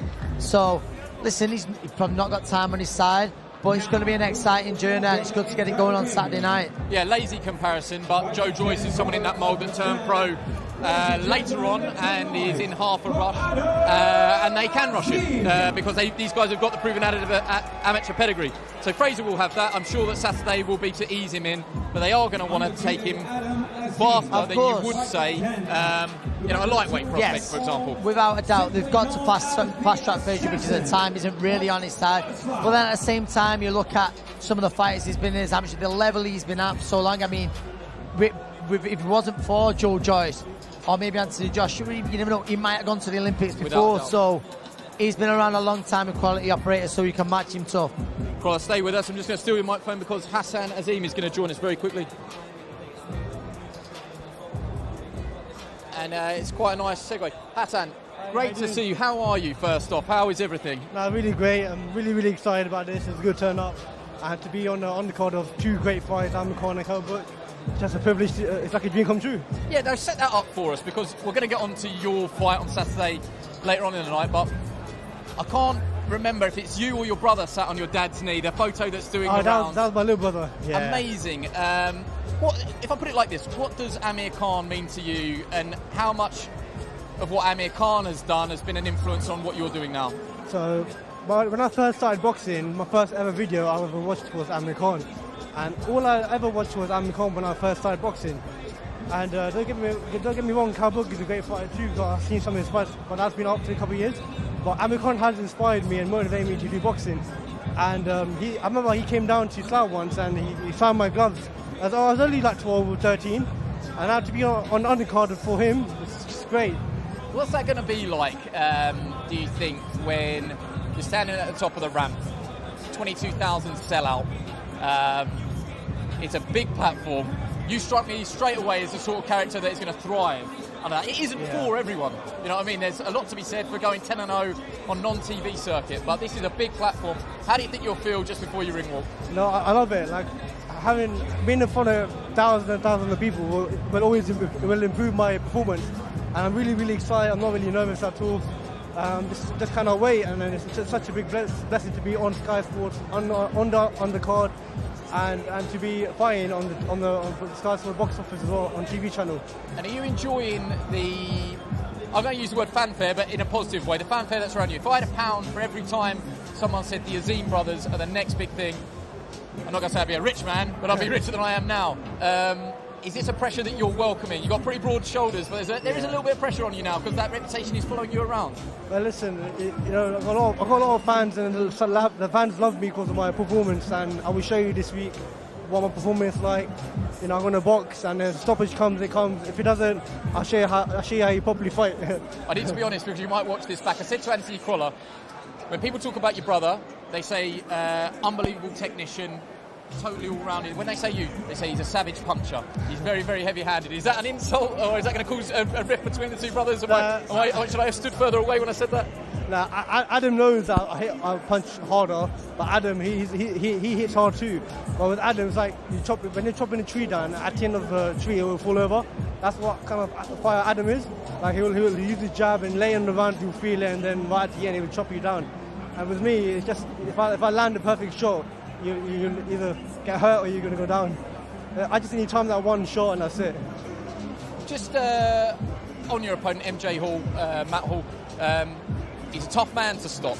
He is, yeah. So how much in your mind is, because I know Shane McGuigan will be saying to you, look, rounds is no bad thing. Don't rush it, take your time. But because of the platform and what's at stake, are you going in there with you want a stoppage? No, you know what? My pro debut, I went in there trying to box and like I said, a stoppage will come. for MJ Hall. He's a tough man to stop, but you know, I have believed I have the power for it. But I'm not going to rush it. I'm going to take my time. And again, if I land that one shot, let's see how we will take that. And are you okay boxing on the same card as your brother? It might be one of those that it'd be weird not to box on the same card as your brother, but can you not worry about what he's doing and focus on yourself, or have you always got one eye on what he's doing, and same with him? Adam knows what he's doing. You know, I'm just focusing on my side. But Adam, we're both in it together. I know me and him we train hard for this fight, so we really leave nothing behind. So we're walking in that ring thinking we've done everything. So now it's just a matter of time to fight. That's it. Hardest question till last. Main event then, Khan v Brook. Who wins and how? I say Amir Khan, because Amir Khan's got the speed. And I believe everyone's saying it's too late, but I reckon it's going to be a great fight. Don't get me wrong, Kell Brook is a good fighter, but Kell Brook has got all these other problems with ice hockey and things like that. I believe that Amir Khan will beat him with speed. Hassan, thank you so much for coming up. Thank you very much. Wish you all the best on Saturday and look after yourself. Go well. Thank you very much. Just final word with you here, Anthony Crolla, before I let you go. Yes. He's a great talker, Hassan Azim. He's under no illusions that MJ Hall's a very tough prospect. Yes. But whenever you speak to a young man like that, there's a twinkle in their eye that they can't help but want to go out there looking for the stoppage. So I don't quite believe him. But just a quick word on Amir Khan's legacy. There's a great picture, I don't know if you've seen it, of Adam Azim sitting on his dad's lap in the front row. Brilliant. What Amir did for British Asians and people coming through, you can see that he planted those seeds and the roots have grown into the Azim brothers and many, many other fighters. But the Azim brothers to sit there and say, one day I'd love to do that and to box on Amir Khan's undercard. Amir probably doesn't get enough credit for what he did as an Olympian and coming through. Amir Khan's massively underappreciated, and sadly he always has been. But like you say, what he's done for young British Asian fighters is it not only inspired a generation, and not, I mean, just any young amateur boxer, but generations to come as well. You know, I think Amir's paved the way for so many, and he needs a lot of credit for that. You know, all world titles aside, great fight aside, which has probably helped to pave that way. That's, for me, is one of the most important things. Anthony, thank you so much for joining us. I'm going to take that microphone back off you and welcome back Adam Smith, who can just give us a little bit more meat on the bones with Adam Azim particularly. We've just spoken at length about Hassan there, but I think that there is a hell of a lot of excitement around the Azim brothers, and I know we're all getting very excited because that's what we do. But if Shane McGuigan comes to you and says this guy is going to be the next big thing, you do have to take some notice. Shane McGuigan is one of the best trainers in the world, and he has seen a lot of fighters come and go, the likes of David Hay, Lawrence Okoli he's got now, and George Groves, loads of other fighters he's had, really good fighters, and Barry's seen a lot as well, obviously. Shane is under no illusions. He says this is the best prospect he's ever had. He thinks he's going to be a multi-weight world champion, and look, we all get excited, of course we do, and the proof is in how he develops. I very much like the family. I think they've got some real maturity amongst them. They're a close-knit group. They've got a big following. Adam is frighteningly talented. Hassan is heavy punching. They're great guys. There's no reason why we can't watch their stories develop into something really, really flourishing. It is early days, but I think Adam Azim is potentially the best prospect in the UK. I put it to Hassan there, though, that there is a lot of pressure. It's a Sky Sports box office card. They're relatively high up the bill, certainly as Adam, and they're going to have huge support, and they're going to want to shine. There is some pressure there. Just thinking, Carl Frampton's another one, of course, they've had some wonderful fighters in the McGuigan stable. Adam told me he was going to do something a bit special in the ring today. He wanted just to get noticed, so he's going to do some cool skipping tricks. So have a look at this. You might want to get your cameras out because this is pretty impressive. I remember, Andy, when Floyd Mayweather used to jump rope in the early days, and people hadn't seen anything like that, but this guy's pretty good. I've seen him do a few tricks before, and he wanted to do this for the fans.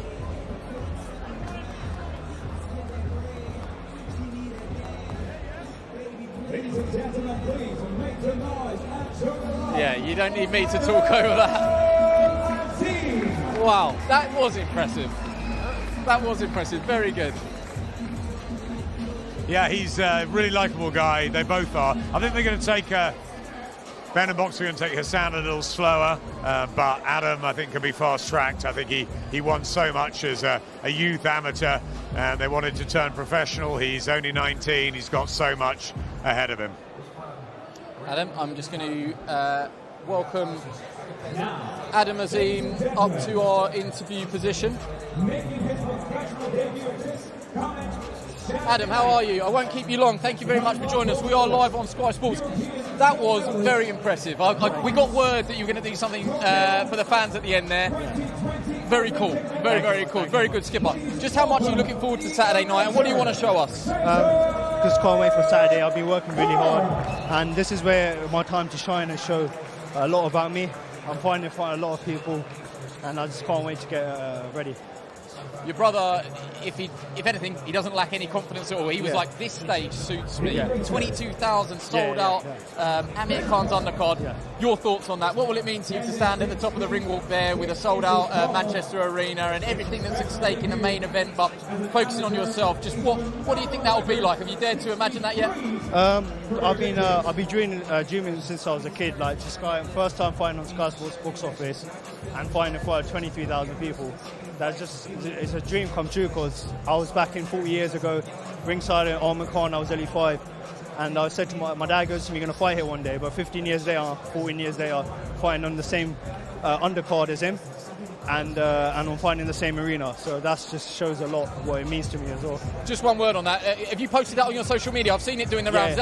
So we want to push people to your social media. Check it out. It's a great photo. What are your memories of that night? Were you too young to remember it now, or do you have some memories of it? I still remember that day, because I never thought, I looked up to Amir Khan, and now I'm fighting on his undercard, so it's a privilege. So everyone go check that out, because you guys will see the picture of me and my dad when I was young, and then you get to see the whole process, how it developed. Always in the business of getting you a few social media followers. So what's your Instagram and Twitter accounts? Adam.Azim1 on my Instagram, and Twitter Adam Superkid, and then Facebook Adam Azim. There you go. Look, I've done my job for you. What about Saturday night, your progression? What do you want to show us? What do you think that you've gone away and worked on from the last time we saw you? Shane McGuigan tells us big things are coming. Yeah, 100%. I even watched the previous fight I had in November. I walked away from it. I learned a lot from there. Now you guys are going to see a more developed me. I want to take a bit more rounds in to showcase my skills, and then hopefully take him out. That's my aim. Get a great KO win. Your brother didn't sit on the fence, so you have to give a prediction as well. The main event, how do you see it going? The main event, Khan versus Brook. My opinion, Amir Khan all the way. I believe Amir Khan. It's a 50-50 fight, but I believe Amir Khan all the way, and I'm going with my boy Amir Khan. And for you, the important thing is get in, get out with the unbeaten record intact, and your brother as well? Yep, 100%. Me, Hassan, want to get a KO win, entertain a lot of people that day. Hopefully you guys going to get to see the flip, but there's a new trick coming soon, but I ain't going to show you until the fight night. Really looking forward to it. Thank you so much for joining us. Go well. Look after yourself. I'll grab that microphone back off you. Thank you so much. Okay, I mean, a man that really doesn't need too much introduction. The captain, Fraser Clark. Big Fraze is coming Saturday night. The professional debut, the long-awaited professional debut of Olympic bronze medalist, former Team GB captain Fraser Clark, and we cannot wait, Adam Smith. We cannot wait. He is one of the most popular figures in British boxing. He was a standout amateur, of course. Captain Team GB in Tokyo. He's been around our shows for so many years. We all feel like he's our friend, and Fraser is a great signing for Boxer and for Sky. I think he's got huge ambition. He wants to be the heavyweight champion of the world. He leans over the ropes and he looks at the three of us and says, finally. And you know, he's always been in the shadow a bit of AJ and Joe Joyce, but it's Fraser's chance now, and obviously he's a bit older, so we'll probably have to take him slightly quicker, but he's done everything as an amateur, so the time is now, and the heavyweight division is in a fascinating state, as we know. The higher echelons will work their way through the Furies, Joshua's, Usyk and Dillian and Deontay, but I think in a couple of years when things have changed a bit, it'll be interesting to see whether the likes of Joe Joyce and Big Fraser will come through, and how far can he go, Dave? Yeah, trainer Dave Caldwell. Just bring you in here. Adam asks, how far can he go? And I'd like to add to that, the differences in training a heavyweight compared to other people. I've always been told, famously told by Jim McDonnell, you can't train a heavyweight like anybody else. They're completely unique. So for someone that trains a heavyweight, so Adam's question is, how far can he go? And my question is, what's it like training a heavyweight? In which ways is it different? Well, for me, it was very, very vertically challenged. It's very, very hard, trust me. No, you have to train them differently because obviously they can't do a lot of the dynamic stuff. It depends on what sort of shape they are physically, naturally as well. But also, heavyweight boxing is completely different to middleweights or any other weight. In terms of Fraser, he's so experienced. And not only is he experienced in his fights, he's been around sparring the top guys for a lot of years. I had recently had him sparring with Derek Chisora before the Parker fight. What was that like? It was good. It was really good sparring. You would have paid to see that. But he is, he can see him. His brain's ticking in there. He's not just going to go out there for a slugfest. He's going to look to set things up. He understands that in the professional game with those little 10-ounce gloves, it is different to the amateur gloves, the head guard. He understands that. So you can't make the mistakes that you sometimes can get away with in the amateur game. There's could you say that there? Those little Reyes gloves on his hands, they just look tiny. It actually scares me. Yeah, they're very. I often think that when you're putting these little gloves on the big guys, you just think, wow, can you imagine getting hit by them? It's just frightening. But Fraser, for a big guy as well, he works the body really, really well. Obviously you expect him to have a good jab, a good right hand, but he does work the body very, very well, and we all know he's very, very tough. I mean, I remember going back years watching his fights with Joe Joyce. They were fantastic fights, unbelievable chin on a pair of them. And you look at where they are now, and Fraser at the beginning of his career, Joe's trying to break in onto that world scene and get the big fights there. The heavyweight division is going to change. The landscape's going to change very, very soon, because you look at Fury, he's only got a couple of fights left, because it's through choice. I mean, what else is there for him to do? AJ, I know he says he's going to box for another 4 or 5 years, but I don't really know if that's going to be the case. Who's coming through next? It's an ideal position now for somebody like Fraser Clark to be in, to learn his craft while all the focus on the big names, your Tysons, your Furies, your AJs, your people like that, Usyks. Let him focus on them while he's learning his craft now on these shows. Get him out regular, get him out learning. You're going to get a couple of blowovers in heavyweight division. You are going to when you can carry some weight in your punches. Those preliminary fights, you're going to. But he needs to have the fights where he's going to learn on the job. So he's in a prime position that when those have gone, he's ready to take over and be the star in the division. So we all get so carried away because we've worked with him. I don't think he was a teenager when we worked with him, but he was certainly in his 20s. He's only 30, so yes, he's had a lot of amateur pedigree, a lot of amateur fights. Yes, he's done a hell of a lot of sparring, but he is only 30. How quickly can they move him? I used the example with Joe Joyce earlier. Joe Joyce was someone that Sam Jones, I think it was David Hay was involved at the time. They wanted to move him very, very quickly, and that's paid off. He's flourished. He hasn't really looked back. With Fraser, it's going to be a difficult one. We do need to rush. There's going to actually all the focus will flip back onto the matchmaker now. Surely there will be a lot of pressure on getting it right. Yeah. So with Joe Joyce, I believe the reason why they rushed him is because number one, his age, but number two, he's got a unique sort of presence about him. He's relentless. He's very relentless. There's not many heavyweights that can cope with his pressure, so he can allow him to do because of his toughness, and he takes the shots so well.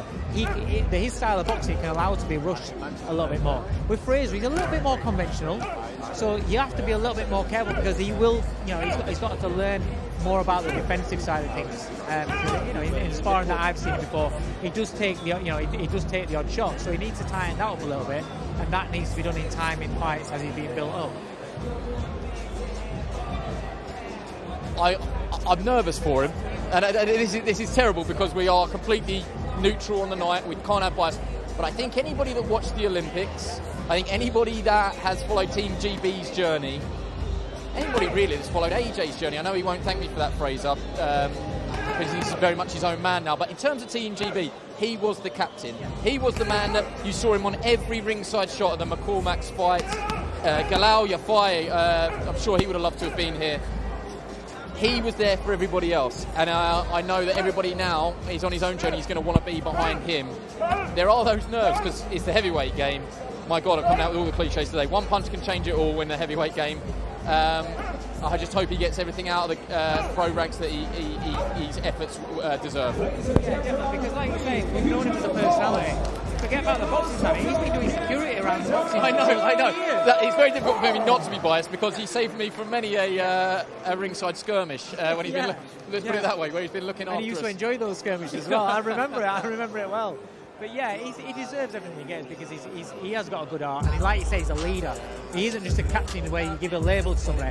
He is an actual leader, and that's how he's been with everybody and supporting everybody's careers. So now it's his turn. Now we want him to do well.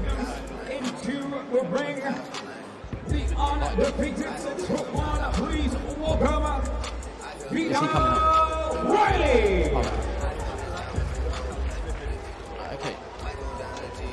So here comes Vidal Riley, and it seems like a pretty good time to bring in Joe Gallagher. Joe, I don't want to talk all over Vidal Riley's moment, but why I've got you, we'll talk to you later, but third time for Tasha Jonas. How are your nerves? I mean, I think everybody else is pretty shredded. If she's going to win a world title, if she's going to get what she wanted from this professional game, all arrows are pointing towards she's going to have to get it done on Saturday. She is, and it's amazing. It's nearly a year ago we fought behind closed doors against Katie Taylor. We're back here now, and the electricity of the crowd, you can just feel it bristling in the air. There's something big about. There were pay-per-views in the past, but no one in the pubs ran home to watch what was on. This is the old type pay-per-view where I'm off, the boxing's on, we're legging home. This has got to do great. I'm excited for Kell Brook, never mind Natasha Jonas. But for Natasha, obviously her first world title was at 9'4", then 9'9", now 11 stone.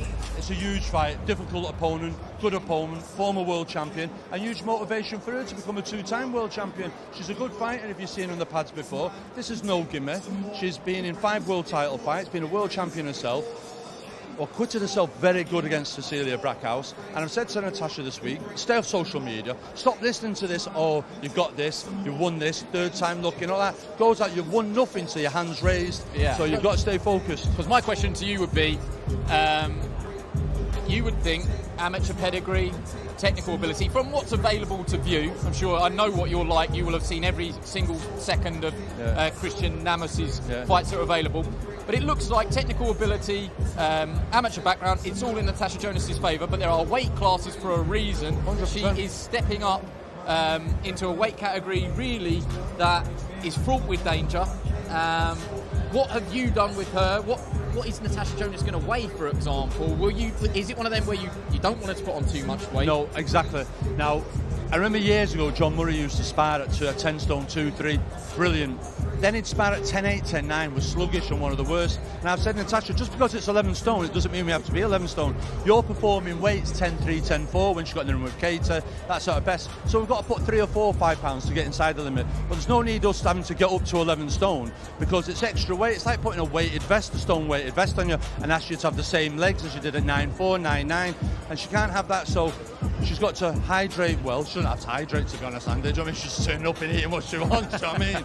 But you've got to look at this girl as well. It's a distance fight. She's gone 10 rounds to Cecilia Brackhouse. It's distance. So in sparring, Natasha, because we were trying the big bombs, Natasha, you're not a bomber. Show me you've knocked out, you've stopped kids, but you're not a bomber. This girl's been all the time, boxing. She's a middle lane, what I call a middle lane, throws lots of punches, steady punches, but she isn't an outside lane fighter, which is 100 miles an hour with power shots. And she isn't a slow fighter which takes her round off. She's just steady every minute and every round, and she'll make you work. And that's what Natasha's got to. Natasha's a concentration. Don't rise to the crowd. You got to remember, Natasha's 2 world title fights have been behind closed doors. Yeah. First time for a crowd. Last time she was in a crowd this big was Olympics 2012. So here we go 10 years later. This time, hopefully, 3 times a lady, she gets the job done. Joe, I wish you all the best. I'm just going to pass that microphone back to Adam Smith while we've got Vidal Riley. Joe, good to speak to you and wish you all the best. Vidal Riley now. Vidal Riley, what a great story. Yeah, this is hugely interesting and a huge interest to me because if, like me, you were a boxing fan who resented KSI and Logan Paul and Jake Paul coming into our sport and causing chaos, that's the first time I got to meet Vidal Riley as coach. It's time to forget all of that now. Vidal Riley is a professional boxer. Yes, he has a huge online following, and it's the realist, his catchphrase.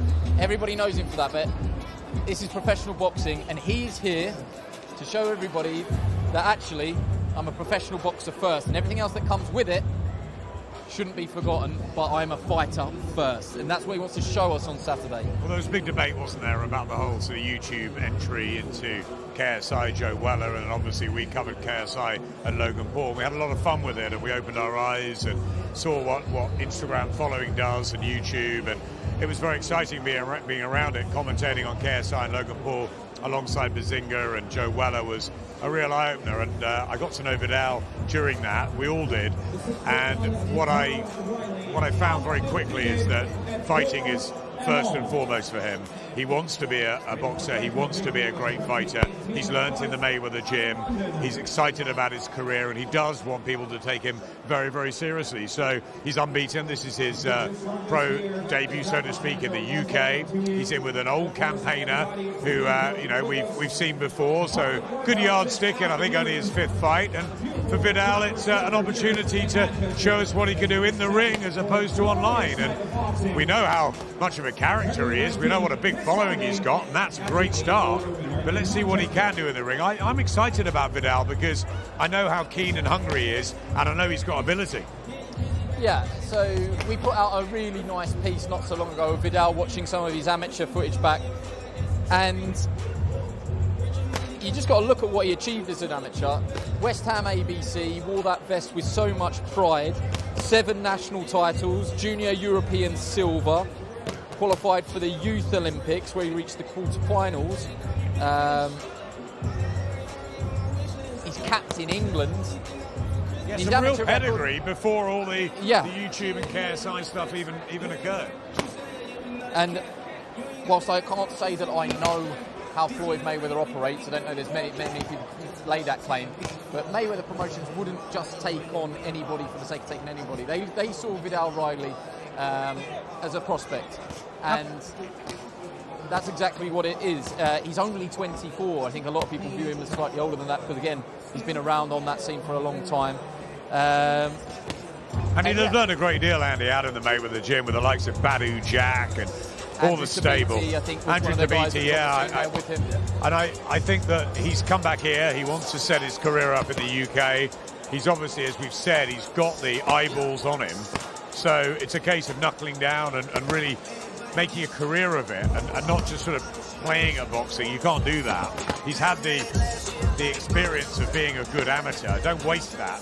You know, he's, as you say, he's still quite young, so time to get some fights, some regular fights, some momentum, some hard sparring, some good opponents, good choices of opponents, and who knows where we'll be in a year and a half time with him. It's going to be a fun story. Yeah, and you mentioned his opponent, Wilberforce Shehepo. He's someone that we do know pretty well. Callum Johnson stopped him, but it wasn't the easiest of nights. But I do have to say, open brackets, Callum Johnson was suffering from some personal tragedy around his life at that time, and it's a difficult one to gauge, that one. I remember, I think I watched him against Arthur Abraham. I don't want to say how many years ago that was, but he took his licks against Callum Johnson, who's very, very heavy-handed. Father Time catches up with everybody, though. It'll be interesting to see how he looks, certainly at the press conference and the weigh-in as well. But Vidal wants a stoppage. He made no secret of that. He wants to come out, he wants to show people.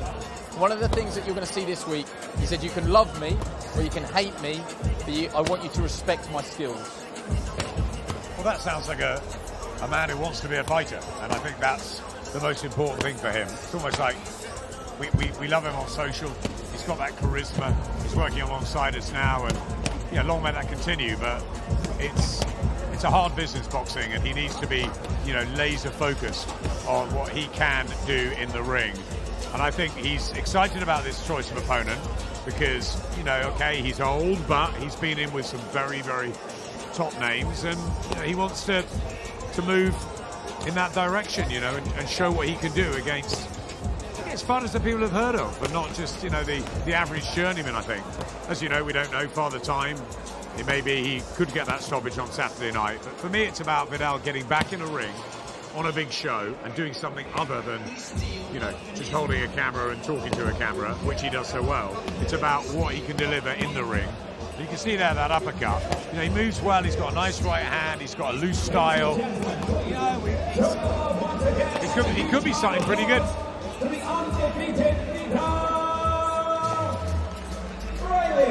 So we really look forward to seeing Vidal on Saturday night. He'll be ring walking to his own tune. And yeah, we've got high hopes for Vidal. Well, you want him to do well, don't you? He's a real nice guy. He's a character, and because of this following, people are going to be interested. So if he can back it up in the ring, he's got the whole package. To just set the scene. Welcome, if you are just joining us, to our live stream of the media workouts for Khan versus Brook. She is the former WBA International Super Featherweight Champion. Just making his way up onto the stage now. Please welcome Big Praise is coming on Saturday night. First off, is this your ring walk gown? This is in honour of your love for Only Fools and Horses. Are you going to wear this to the ring on Saturday? Or you got something else planned? No, I'm not. This ain't coming to the ring with me. But I didn't have another opportunity to get it out, so it come out today. You know what I mean? You leant over the ropes at the start of your workout and you just went, finally. I mean, how do you feel now? What's going through your mind? What's your mindset ahead of Saturday night? No, it's here now. It's real. You know, it's been a long time coming. You dream of, you know, these days, and I've been at a lot of them working or just as a fan. It was unbelievable to be there under the lights. You know, I didn't have to throw a punch before I started sweating. The nerves came just from these people here. But it's fantastic, you know. So happy to be here. So happy to see so many people came out for the workout, and I feel good. I can't wait to get started. You seem in a great sort of frame of mind. I just want to put it to you. For so long, you've been the captain. You've been everybody's rock. They've been the ones that got a problem on GB, go to Big Praise. One of your colleagues or your teammates is having a fight, you're ringside. You're the loudest shouter in the room. Now it's your turn. How do you feel about being the main man and having your opportunity now? Yeah, you know, I'm still the captain. I'll always be the captain. I love that team. I love my teammates. But now it's about me. You've got to focus on myself a little bit. Very individual now, single-minded. I know where I want to go in the sport. I know what I've got to do. I've got to be selfish at times. It's very lonely, but I'm willing to go for everything I need to go through to get to where I want to be. You will have a set of goals that you want to get out of Saturday night. What are they? Presumably it's to get some time under the bright lights. I'm sure you'll want a stoppage as well. I'm sure there'll be a part of you that just wants to soak up the atmosphere. 22,000 sold out at the Manchester Arena. Would have been very easy, well maybe not for you as an Olympic bronze medalist, but would have been easy to turn pro a lot further down the card. You know, maybe with a little bit less expectation, but that doesn't seem to be the way that you want to do it. No, you know, like I say, this is what I do. It's my job. Whether they put me at the beginning of the card or main event, my objective is to get in there and win and hopefully knock someone out. That's the way I want to do things. The pressure, it's a little bit nervous. Of course it is. I get nervous every time I go to the ring. I need them nerves. I need them butterflies. I'm going to make them work for me on Saturday. My biggest thing is do not trip on the ring walk. Get in there and do my job as a boxer. Listen, you've been around pro boxing, either ringside or sparring pros. How do you think you've adjusted behind closed doors in Loughborough to making that transition from amateur to professional? And what do you think that you want to show us? We know a lot about you. That's one of those things. You've been on our screens for a long time now. Are you going to be showing us anything different, do you think, now you're a professional? I'd like to say wait and see. But what I've done over the last few months is, what people need to wait is, I went straight back to training probably 4 weeks after the Olympics. Which starts on Saturday night. Big Praise is coming. Yeah, Burton and Swaddling Coat, you know, they really got behind me. I think we could have done 3,000, let alone 300. I'm feeling the love, and it'd be good to see local faces. Come on, let's get down here, have a good time. all have a drink, have a good time. No fighting. And kids, Mila and Trent, love you both. Thank you very much for joining us. It's a great public service announcement there. No fighting, he said, definitely. Go well, big praise, take care. Okay, so rolling subs now. We're just going to bring up Vidal Riley onto the stage as Tasha Jonas in the ring behind us. Vidal, great to see you. How are you? Fight week is here. I know you've been counting down the days. Now it's here. How are you feeling? You just had a little shake out there and what are you a chance thinking? Was I looking a bit slow in it? No, not at all. Far from it. But we have got, because of what you've said and because of the high expectations that you've set for yourself, there's going to be a hell of a lot of eyes on you on Saturday night. Well, that's what we want, man. Like, all the people here, they're here to be entertained. They're here to have a show. And that's what I want to provide. I want to provide a show. I want to obviously get the result, which is a win. But it's also about making sure the people that come out and that have supported me in all these years since I've been last in the ring, giving them what they've been waiting for. The anticipation's been built. Now it's time to go. It's a little bit of a second debut for you, really, because you're looking forward to getting that momentum back. What do you want to show us on Saturday night, really? If you got down to the boxing side of it, Wilberforce Shehepo, he's been in with very, very good fighters. He's at the tail end of his career now. What do you think he's going to bring and what do you want to show us? I know that he's a tough opponent. I know that he's an opponent not many people would take in their fifth fight, which is why I decided, I want to fight him, because I want to prove myself. I want to show that not only am I building towards higher levels, but that starts from now. I want to put in a clinic. I want to put in a performance. If I can get the knockout, of course I want to get the knockout. I think that'll be a big statement because it's taken people longer than 6 rounds to get him out of there that are higher level. So if I can do that, I know that will prove a point. But overall, it's about enjoying it, man. It's about having fun. Like, I've done the hard work in camp. This is the performance. This is the fun bit. And you'll see that from the relaxation, and hopefully I get that knockout. Yeah, we're starting to get to know you because of the amount of work you're doing with us at the moment. You spent your life with cameras around you and the bright lights. How do you think that you will feel? Will there be nerves just before that first bell rings and it empties out, you shoot your opponent and the referee? And by that point, there are going to be, let's just say, tens of thousands of people in that arena, and all eyes are going to be trained on you. How do you think the nerves will be? Nerves are good. The only time I get those nerves is when they rush me out the changing room, when they run to the Riley, time to walk. Then I'm like, ah. And then after that, literally, as soon as I hit that ramp and I hear my music and I'm walking down, there's no nerves. It's just time to enjoy it. I've been doing this my whole life. And, to be able to be given the opportunity to be on a platform like this, it's all I can ask for, man, and I'm going to make the most of it. Before I let you go, I've been bigging up your ring walk tune because you told us it's one of your own. Yes. Here's your plug for it. What are you going to be coming out to? I'm going to come out to a song called On a Roll by me, myself. It's going to be on a mixtape that's coming out the week later, Friday the week later. So just promoting the music and enjoying myself and having a good time, man. There you go. I'm probably getting myself in all sorts of trouble there, but thank you very much. I'll take that microphone from you. Vidal, go well on Saturday night. Vidal Riley, part of our Sky Sports box office undercard. The undercard to Khan versus Brook, where we are at the Trafford Centre. If you are just joining us now, welcome. Where have you been? What could you possibly have that's kept you away from this? And as you join us now, you can see that Tasha Jonas is just going through a little bit of pad work there with trainer Joe Gallagher. She takes on Christian Namus, vacant world title on Saturday night, her third shot at a world title. Can she do it, Adam? Will she do it? We don't really know, do we? Because we don't know how she's going to perform at the higher weight class against a relatively late change of opponent. Yeah, we saw Chris earlier, and she's big and strong, and she's come over here for her own world title opportunity. But on paper, you've got to say Tasha Jonas should be a couple of levels above her. The question is, can she jump the 3 weight divisions to deliver that? You heard Joe earlier. I don't see Tasha going for a knockout. I think she needs to be very smart in this fight. She needs to be in and out. She needs to use her skills, her southpaw stance, her speed, her distance, her timing. And I could see her becoming a world champion on Saturday night. I think she should have done in Matchroom's Garden in that great fight with Terry Harper. I thought she was just pipped by Katie Taylor in the last couple of rounds. But I think, Andy, this is the opportunity for Tasha.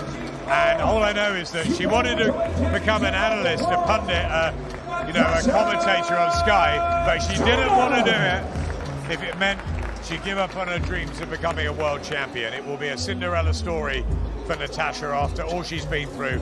And as I said, I don't think there's anyone in British boxing who's got a bad word to say about Tasha Jonas. There'll be some celebration on Saturday night if she can pull it off. But it's a big if, going up 3 weight divisions. It's a challenge, and let's see if she's up for the task. Unsurprisingly, and Joe Gallagher made a little joke there, because we're all weight analysts, aren't we, on Fight Week? Tasha Jonas, she doesn't have to not hydrate, she can eat and drink what she wants, you would think. But it's quite interesting that they said there, one of the big things for her is don't go mad. You don't have to, just because you're boxing at a certain weight doesn't mean that you have to be bang on that weight. Don't give away your advantages at the lighter weight. I think, Andy, she's better coming in a bit lighter. I think we've seen it a lot over the years with fighters who move up in weight. They come in at their natural weight. They're better at that. And I think Tasha's speed is going to be the key to this fight. And if she can execute the game plan that Joe Gallagher lays out for her and doesn't get too involved, she could be becoming another world champion for Britain. Dave Caldwell's here with us. So that is it for our undercard. So all that is left is for... That is it, Dave, unless you want to get in the ring. In fact, before you go, Dave, I don't ever want to cut you off, but I think we're going to get a chance to quickly speak to Natasha Jonas before we move on to our main event. Here is Miss GB, Tasha Jonas. Tasha, how are you? What a massive event for you. 3rd chances at a world title. We've been here before, I don't want to sort of lay it on too thick, but how are you feeling ahead of Saturday night? I feel really good. I'm very positive. I couldn't have had like a better prepared training camp, sparring partners, everything that we had. We prepared for the best of my opponent, and you know, even with the change, they're still similar in stature, similar height, tall, build, weight. So, you know, I've got to go out there and do my sparring partners justice. Christian Nama stood where you were just a couple of hours ago and she cut a very confident figure. She speaks well. She's been a professional for a long time now. Have you and Joe Gallagher, and I already know the answer because Joe is a student of the game, that's an understatement, he will have watched everything he can watch. Are you confident that you have the skill set to beat her? 100%, and like I've said, I've sparred with the best at pros, the best amateurs, and I don't think I could have prepared myself any better for the person that's in front of me. So, what do you expect from her, though? The benchmark there recently is that she was outpointed by Emma Kozin, who we saw last week. But so much of this is focused on the weight, that there are unknowns with you going up in a higher weight. Are you confident that the sparring you've done and presumably the bigger the ring with that you can perform at a higher weight? I've spent the last maybe 5-6 weeks, you know, having an optimum weight that I'm going to be in the ring at, and I've you know, the first part of camp is just getting yourself fit from you know, before Christmas. But I've stayed at this weight for that reason, you know, to be able to carry and perform at this weight. And I think I've had a brilliant camp, and I'm sure my sparring partners will say the same. There's a sort of like a boxing phrase, a loss is only really a loss if you don't learn from it. Those 2 world title fights where you came so close, I think I put to you after the Katie Taylor fight, could you have done any more? And the answer was no. So that must be a pretty peaceful place to be. You couldn't really have done any more. But with those 2 experiences in the memory bank, do you now believe that experience-wise, you've been there, you know what it takes to contest the world title, you've just got to find that extra 1%, let's say, to get over the line? Yeah, it's all sport is all about small margins. I think I learned from the Harper fight in round 8, you know, I could have finished it and I didn't, and it still harrows me to this day. I think on the Taylor fight, she just nicked, I think it was round 9, just by little bullies and experience of her being in championship rounds, you know, give her that edge. And I took that from the Taylor fight. You know, I thought my defence was good. Everything else was as good as it could be.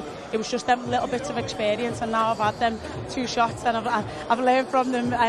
Joe will kill me if any of them same mistakes happen. I'm going to let you go because there's some boos ringing out. I know, hopefully that wasn't for me. No, it was more likely going to be for me, but I'll take that one off you. I can see Kell Brook is making his way into the ring. For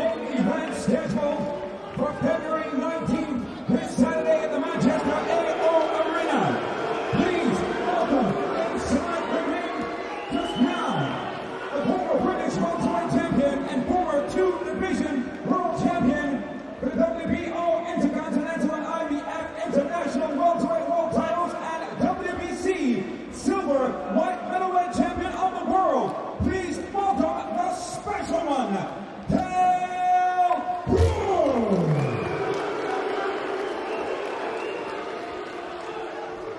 let's just let that atmosphere ring out. I don't know if that came across, but Kell Brook, there weren't too many cheers. There was a lot of boos, and that is probably somewhat predictable because we are in the Trafford Centre, Manchester. We're not far from Bolton, Amir Khan's hometown. And Kell is the enemy here today. You know what? One set of combinations on the pads there with Dominic Ingle, and you can see how hard Kell Brook has trained for this fight. Switching it up, orthodox southpaw. It's not going to give anything away in there. But the key for me, Andy, in this fight is how Kell Brook's timing holds up, and whether at 35 he's still got it. I've heard reports from the camp that he's been absolutely razor sharp all the way through. He's left nothing to chance. Dominic said to me late last night that this is the best he's seen him since Sean Porter camp. And look, he's in the Lion's Den here at the Trafford Centre. He doesn't care one little bit. It's a massive fight, and Kell Brook's moment is about to come. This is what he has waited for 17, 18 years, Andy, to prove to people that he is the better fighter. And now he gets the chance. It's fight week, so everybody becomes amateur armchair psychologists and mind readers, and we're looking at feet, and we're looking at weight. How does he look to you, Dave Caldwell, from someone that knows him very, very well? He looks really good. I like how he sat.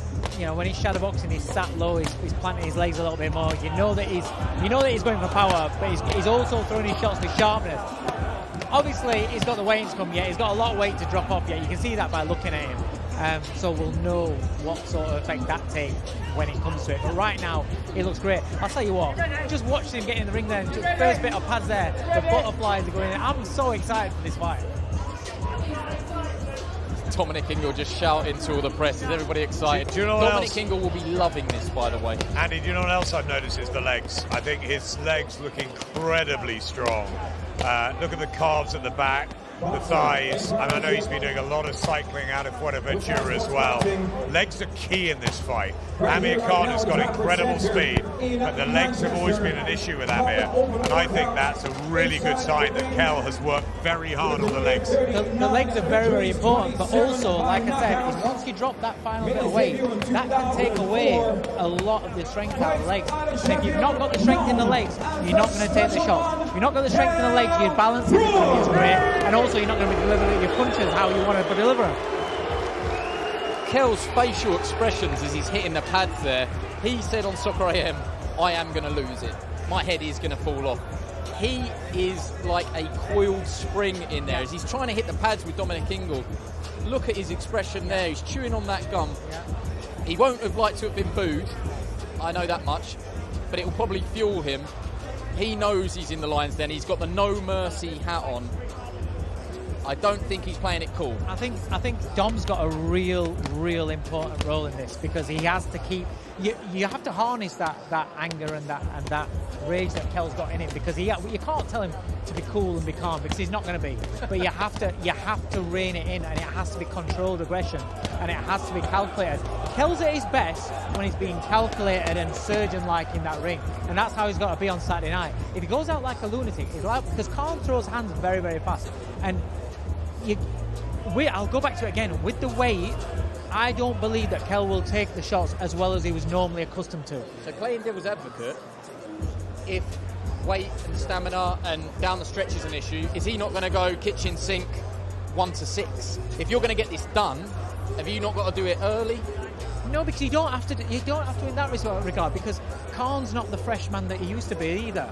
So it's not a case of that, but he can't afford to run onto something big and get wiped out early doors.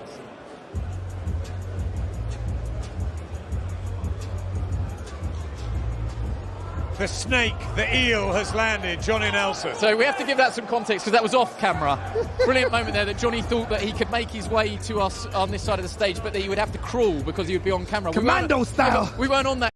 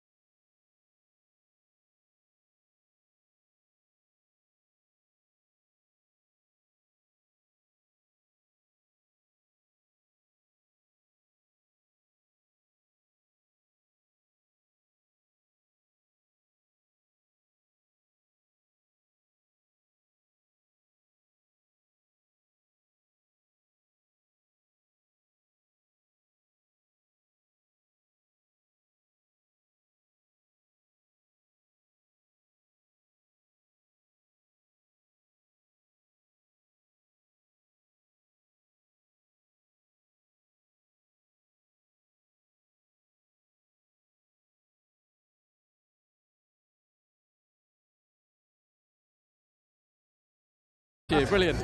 First impressions of what you can see here. Cocky, cocksure of himself. Sway to us on this side of the stage, but that he would have to crawl because he would be on camera. Commando style. We weren't on that camera, so it was irrelevant. You just end up commando rolling across the stage here. Brilliant. First impressions of what you can see. Sway to us on this side of the stage, but that he would.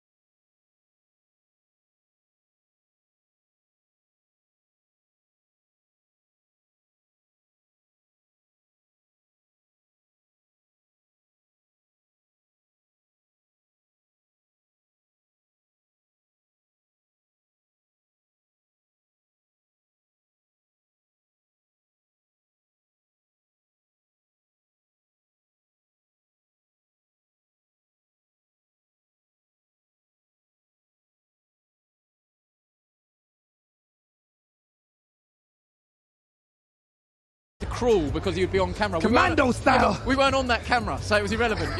You just end up commando rolling across the stage here. Brilliant. First impressions of what you can see. Just watch it or don't watch it. But if you're wondering what we're talking about with people downing glasses of sweat, that's where you can find it.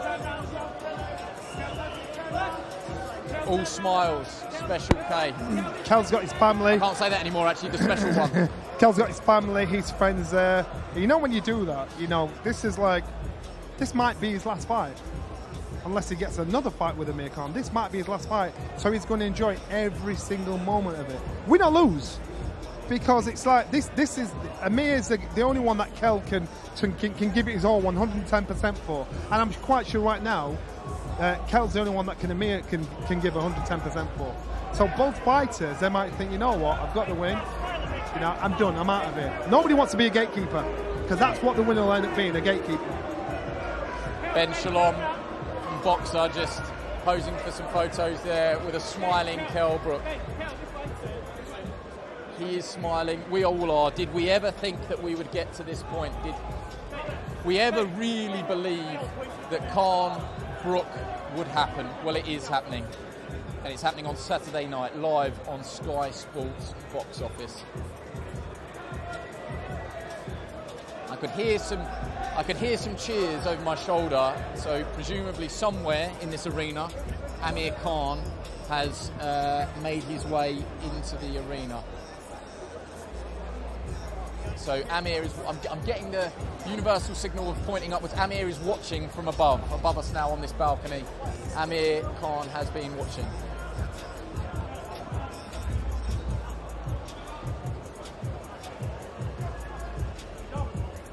Okay, so we were just hearing there that there is going to be a very quick interview here with Kell Brook for the arena. Terry, Kell's father up there. And he cuts a pretty relaxed figure. Dave, just going to ask you to fill until we get our interview. He looks a pretty relaxed guy there, actually. He looks pretty happy. He does. Listen, it's fight week. He's been waiting for this for years. So right now he's excited. He can't wait. Just a couple of more days and it's fight time. Wrap him up in cotton wool. Wrap him up in cotton wool.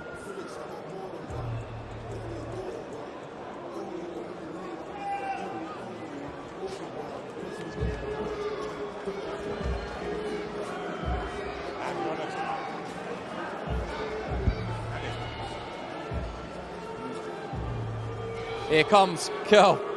Kell, great to see you on Fight Week. How are you feeling now? You've gone through that little media workout there, 1 or 2 boos for you, but you're all smiles. I'm smiling, I've done the work. It's playtime now. I've got a hostile crowd. But either way, you know, it's King of the North. Either way, they're coming out to watch us. They've been waiting a long time. A lot of people support Khan. A lot of people support me. That's why this fight's so exciting. That's why we you know, they're probably going off like that because we've kept him. Well, I am, but it's been kept away from him for this long. But we're days away now, and can you see me? I'm always smiling. I'm a dangerous fighter when I'm happy. Johnny Nelson just said to us there, these boos will fuel him. He will love this. Is that the case? If it's cheers or boos, it doesn't really matter, but those boos are going to light a fire? Listen, this is my 43rd fight, you know. I'm very experienced. I'm used to all different kinds of crowds. Being the first on the bill, being the last on, being top at bill. I've done it all, you know, being at top level for a long time. You know, I know what to expect. You know, I've gone through it all in my mind. I've visualised it. I wake up at 4 or 5 in the morning most days, and I've got that much adrenaline running through my body. So I'm that excited about this fight. It's hard to go back to sleep, but, you know, this is the time where we get the rest in now, get the recovery, get the rest, get the sleep, and just try to relax now. The work's being done. We've just got a bit of talk to do, press conference, we've got the weigh-in, and then it's time for battle. You've got a big smile on your face. I have to say, I've done you around weigh-ins, especially Errol Spence Jr. when that was a hard weight cut for you. As you stand here now, how comfortable are you that this 149 isn't going to be a problem on Friday? He's made a big mistake, you know. He's made a big mistake by having me on for 7 months, you know, with a contract. But unfortunately for him, I've been training in that time. You know, that's why I'm smiling now. You know, I'm there with the weight. I could make the weight 3-4 weeks ago. You know, I'm there, very comfortable, very happy with where I'm at. You know, the 19th, it's just there now. And like I said, I'm happy. I'm not putting a poker face on. I'm happy. You're able to see me mood, and now I am. I'm just enjoying it all now because I've done all the hard work, being away from your family at Christmas and stuff. But it'll all be worth it on Saturday night when I've got my hand raised high. Got to let you go, but before I do, when this fight was announced at the press conference, you predicted a stoppage. You've had a long training camp now. Has anything in that changed your opinion, or do you still believe that on Saturday night that you end this rivalry by knocking out Amir Khan? I truly believe that I end this fight by knockout. You know, I've not trained for knockout. I don't go out, and it's stupid of a fighter to go out looking and thinking to get a knockout. But I believe if I'm 100%, which I am, no lies there, the shot will just come off. You know, and I really do believe that it'll happen at some point in the fight. I'm going to let you go. Thank you very much for joining us. Enjoy the rest of Fight Week. See you later on. Okay, Johnny, just come and join me on my mark there. I'll just relay what he said there. He is 100% predicting a knockout. That's what he says. He says, I've trained for a knockout and I will get the knockout. You know what? I believe that. I believe that's what they're going to go for. That's what they've got to go for. I was actually speaking to Dave just then. I thought, you know what, you're right. You know, we're talking about this weight issue. You know, if it's tight, pay the fine. Pay the fine, because it's one over the other. Pay the fine if it's tight. Now, I know what I think he's weighing, and would it make a difference? If it does make a difference, pay the fine. The fight's going to go on. Let me just relay what he said there. He said, I'm going to make this weight. He said, you don't need to worry about that. He said, would I be standing here now smiling if I wasn't going to make it? He said that Amir has made a mistake by all the contract negotiations dragging out, that he was training behind closed doors, and that he says that he's going to make that weight. When that left foot and right foot stand on that scale on Friday, he says that weight is And I understand that. But you know what? Pay the fine. Come in a couple of pounds over. The fight's going to go on, because it's double bluffed him. If you're going to try and squeeze me down to this and threaten to fight me, I'll take the fine. We've got a fight on. Pay the fine if it's tight. There's part of me now that you're making my chest hurt a little bit. I just hope that we don't get there. Truthfully, I just hope that we're not talking about. I hope we're not talking about weight. That's what I'm saying. But my argument is this: why would you not want to box the best version of each other? And that's what I don't get in boxing. Okay, but what if the best version of Amir Khan is 147 and the best version of Kell Brook is 156, 157? Where are you meeting in the middle? Everybody's giving up something, aren't they? Yeah, of course. But you know what? Kell's wanted it this bad. He said, yeah, whatever you want. That's how bad I want this fight. I want to beat the best version of you. You come in this way, and I'll come in my way. So will it be more bragging rights for Kell beating Khan at 147, or what will Khan say? And that, to me, It's going to be a great fight no matter what, but it doesn't go the distance. I'll be very surprised. Okay, so what the conversation I was having there with Dave Coldwell is that if Kell Brook is at his most dangerous, rounds 1 to 4, 1 to 6, do you think that, without using the words, kitchen sink job was the words that I used, will he be throwing strictly business fights, bad intentions? I tell you why. Will he be looking for this stoppage early? Just remember Amir Khan's fight against Terence Crawford. For the first time, I saw him looking vulnerable because he didn't have that speed that's always taken him all over the world. Now that's gonna, I thought, wow, I never saw him looking. That was 2 years ago. So, and that was the best performance of him against Terence Crawford because he's in a tough fight now. I don't think he's going to get any faster. He'll probably be slower. I don't believe Amir Khan will be as fast as what he has been, the Amir Khan that we know. So therefore, that's an advantage for Kell. The vulnerabilities for Kell around the eyes. So the Amir Khan hit hard enough to damage Kell Brook and make him think, I've got to be a little bit gun shy here. Wrong word, all right, back off a little bit. So that's very interesting. There are talks about the 2 eye injuries that Kell has had. He has now got metal plates on both sides. And I'm not a doctor, but the fact that he's got metal in there, is that not, if we're focusing on this, can your eyes be stronger? I don't actually know the answer to this, by the way. I'm just putting it out there. But instinctively, as humans, if you've had an operation around that and you get hit, right, you're instinctively going to react to it. You're going to protect it, go down. Look at Billy Joe Saunders. After everything he said, when it happened to him, he did something that a conscious Billy Joe would never have done because it frightens the life out of you. Now, that same thing can happen again. The thing is, has Amir Khan got that strength, that punch power to do that damage or inflict even more damage? And that's what he'll be thinking about because he's got blistering speed. But has he still got that speed? There's a lot of questions that hover around, which makes this fight so hard to call. Because if we're playing boxing bingo, I could say to you, well, timing beats speed. Bingo. Timing beats speed. Has Kell Brook still got the timing that made him so successful? I'm going to say it to you, like that Ingle timing. Father Time will rob you of that timing. Surely he will. But has he got the timing to do it? It's going to rob them both. Father Time's going to rob them both. We are not going to get the best version of Amir Khan and Kell Brook. We are going to get today's version, which is the best for them two right now. They'll hit each other more because they're slower. I saw Ricky Hatton say that. They're older. So all the wishes, all the corners they cut through their career, paid back Saturday night. Because all of a sudden you're going to need that fitness, you're going to need that strength. And Father Time's going to say, oh no, it's payback now, son. For both of them.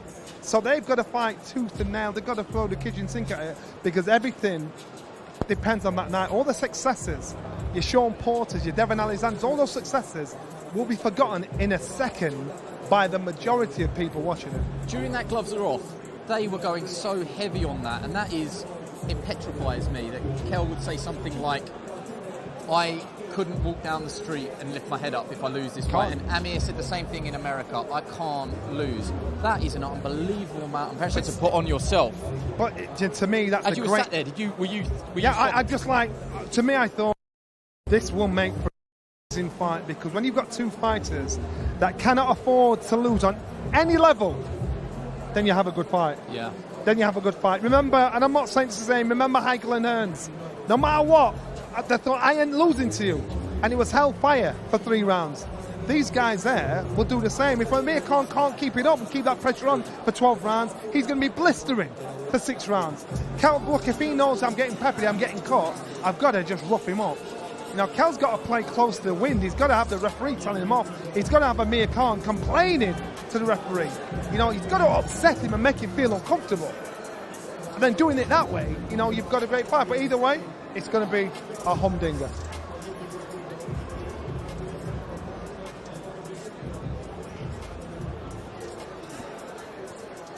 Kell, you've just worked out in front of a huge, very pro-Khan crowd. How does it feel to be in the lion's den?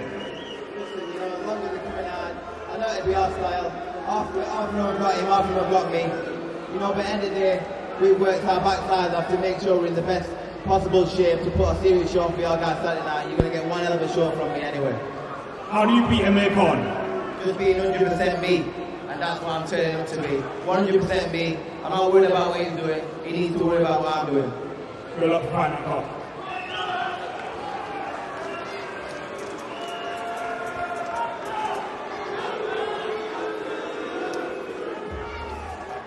Okay, so just going to bring Johnny Nelson back into our studio here.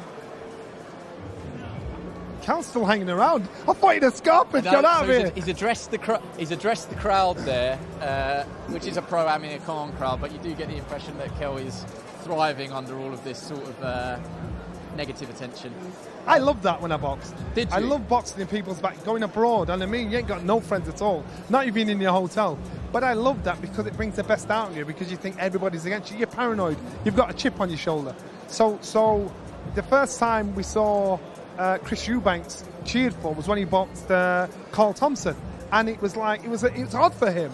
You know, it brings out the beast in you. So people like Kell, you like this because it brings out the best. What's he got to lose? But that sort of plays to the perception that Amir Khan is the A side because of his popularity. That was one of the things that we spoke about, wasn't it? Let's just not talk over this entrance here. So we are expecting Amir Khan any second now. It's packed out. It's absolutely packed out. This is ridiculous. If you just take a look up the balcony there as well, there isn't a spot available anywhere in this arena. I can see it. I wouldn't want to say how many are here. Thousands. It was one of the fastest selling events at the Manchester Arena's history. The big fight faces, I include you in that, Johnny, are just starting to filter into town as well. One of those is Terence Bud Crawford, the only common opponent for both Amir Khan and Kell Brook, and he holds a win over both of them. But he is very, very much in Team Khan because of the Brian McIntyre, the Bomac connection there. I don't think that's going to make any difference. No, I'm not convinced. I remember boxing, as I said earlier, boxing Carl Thompson, and Naz, Prince Nassim Ahmed had left the gym, and he'd sponsored Carl's team, put T-shirts on them and everything. And I'm stood there looking across thinking, do you think that's going to do my head in? It's going to make me fight twice as hard to give you twice a beating. So for Kell, he'll look and think, yes, I've got a chance to get back at Bomac and Terence Crawford.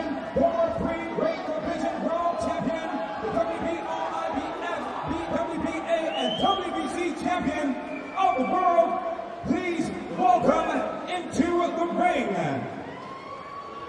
Amir King Khan.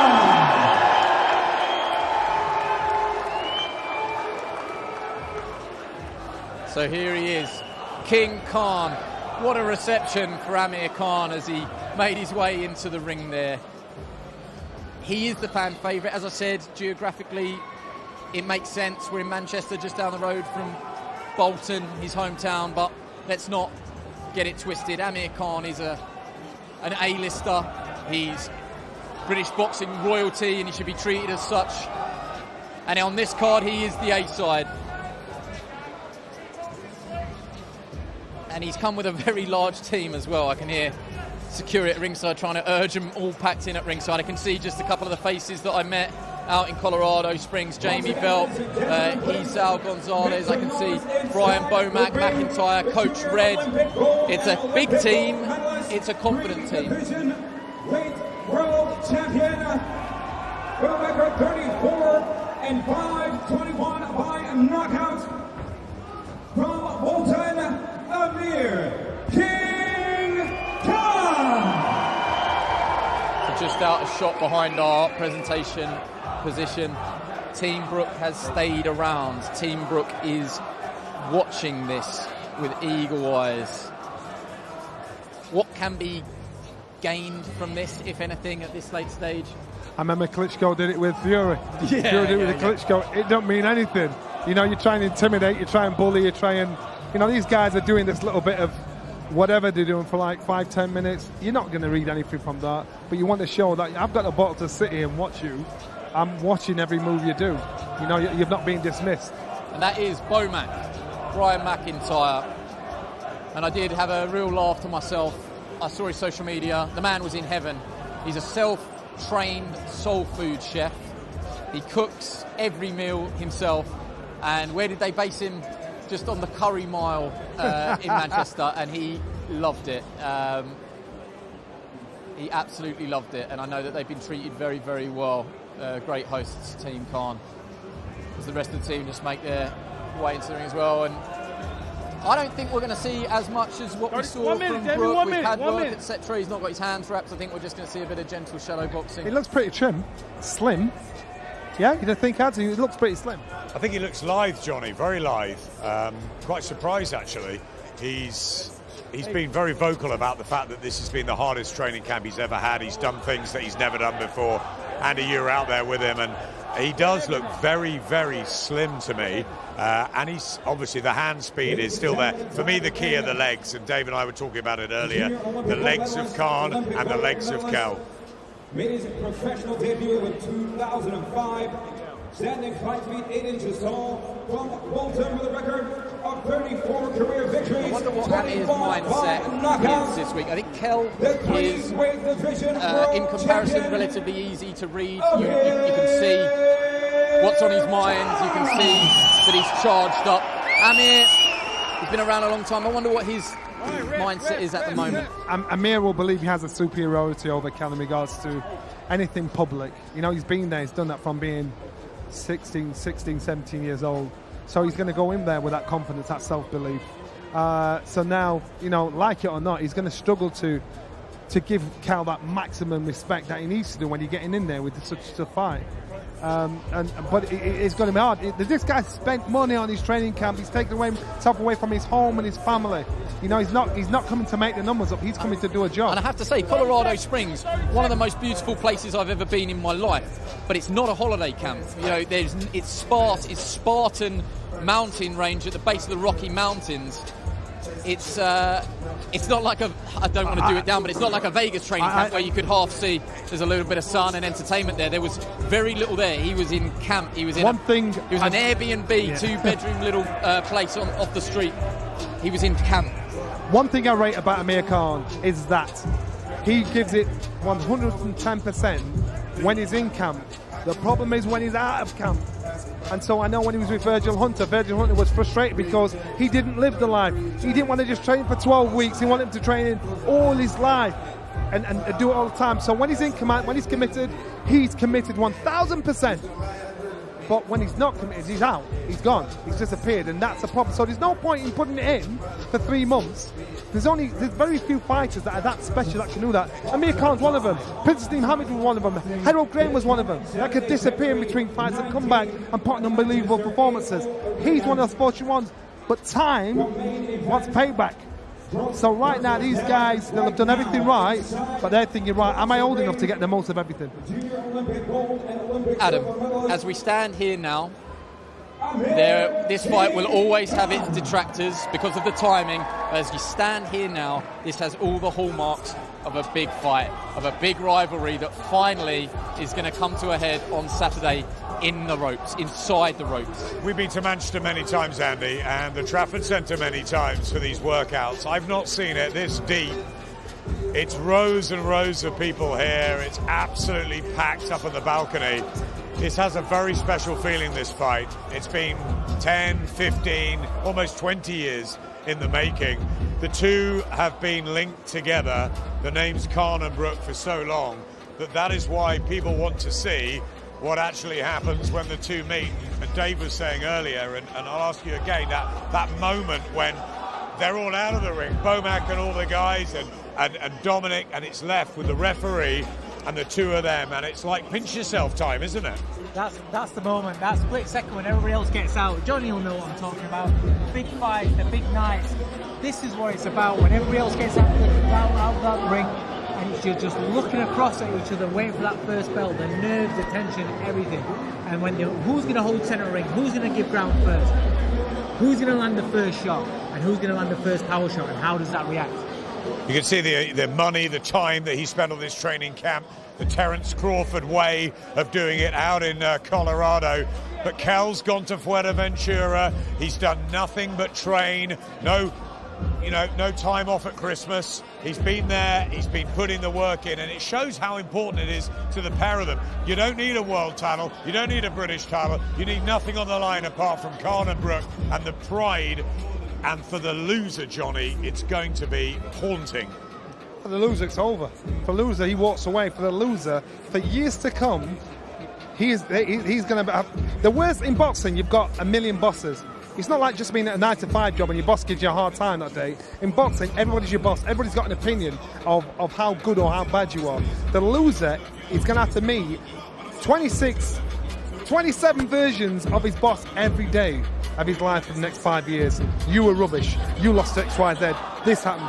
It's horrible. It's a horrible kind of pressure. Because you've had that sort of thing happen to you before in Sheffield when you had to then go and rebuild. But that was early on. That was when you were young. These guys are 35. They're family men. There's no time. And as I was a young man, you know, it took me 6 years to get over it. So these guys, to retire on that, this will affect them for the rest of their life.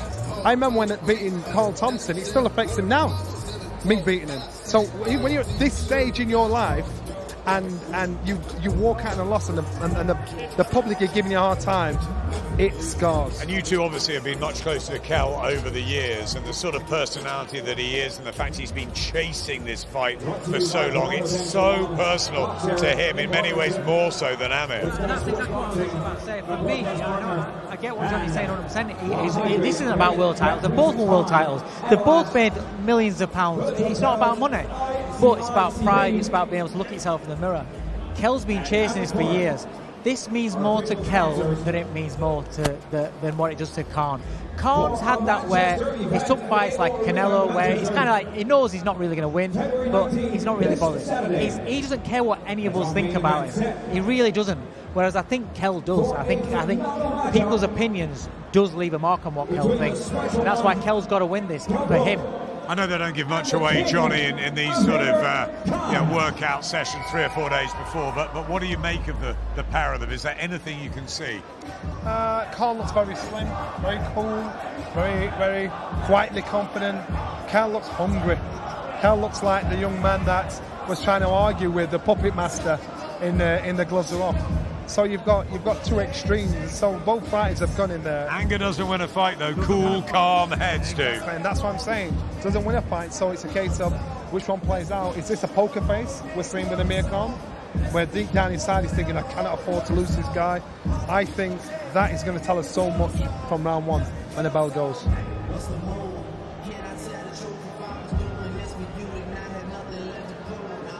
Don't they both look loose and light on their feet? I mean, people are saying that this is way too long in their careers. It's way past it. It's not. This is two guys who have it all to prove on Saturday night, and they've trained like that.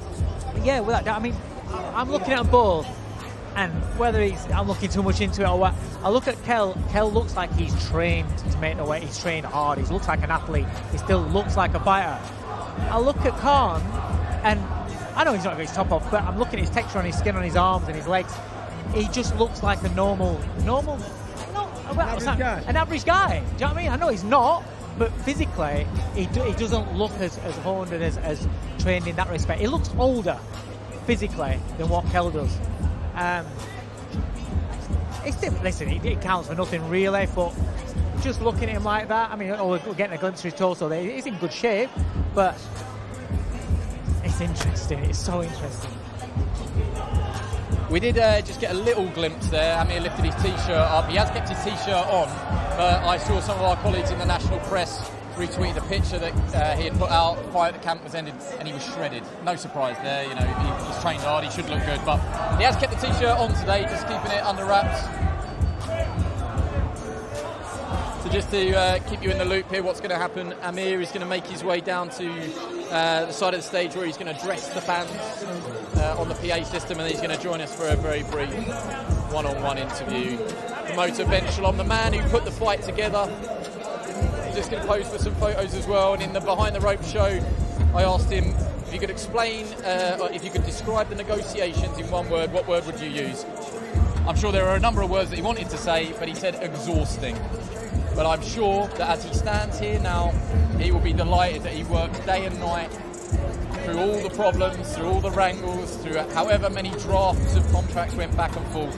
They have agreed, they have signed on the dotted line, and we are here on fight week. Finally, I hear you all say, finally.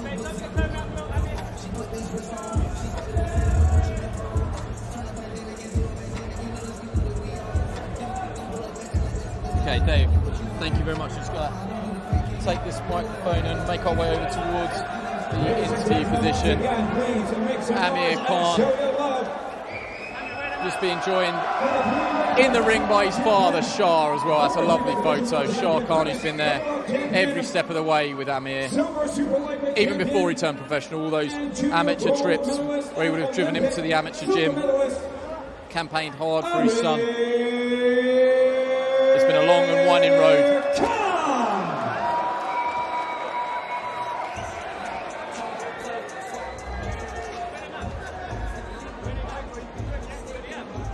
What a tremendous attendance we have had today. It really has set the tone for fight week. As we alluded to, it feels like a big fight week. It is a big fight week. The fans have turned out as such. Thousands here today, packed inside the Trafford Centre. All for a glimpse of Amir Khan or Kell Brook. And in that melee, making his way into the ring, is one of the pound-for-pound stars of boxing. It's Bud, Terence Crawford. What a superstar. We obviously featured his fight last time out on Sky Sports, live from Las Vegas, where he beat Sean Porter. He is a superstar, and he's here with Team Khan. Obviously, they share a trainer in Bomac. Amir's just making his way up onto stage. He's going to address the fans.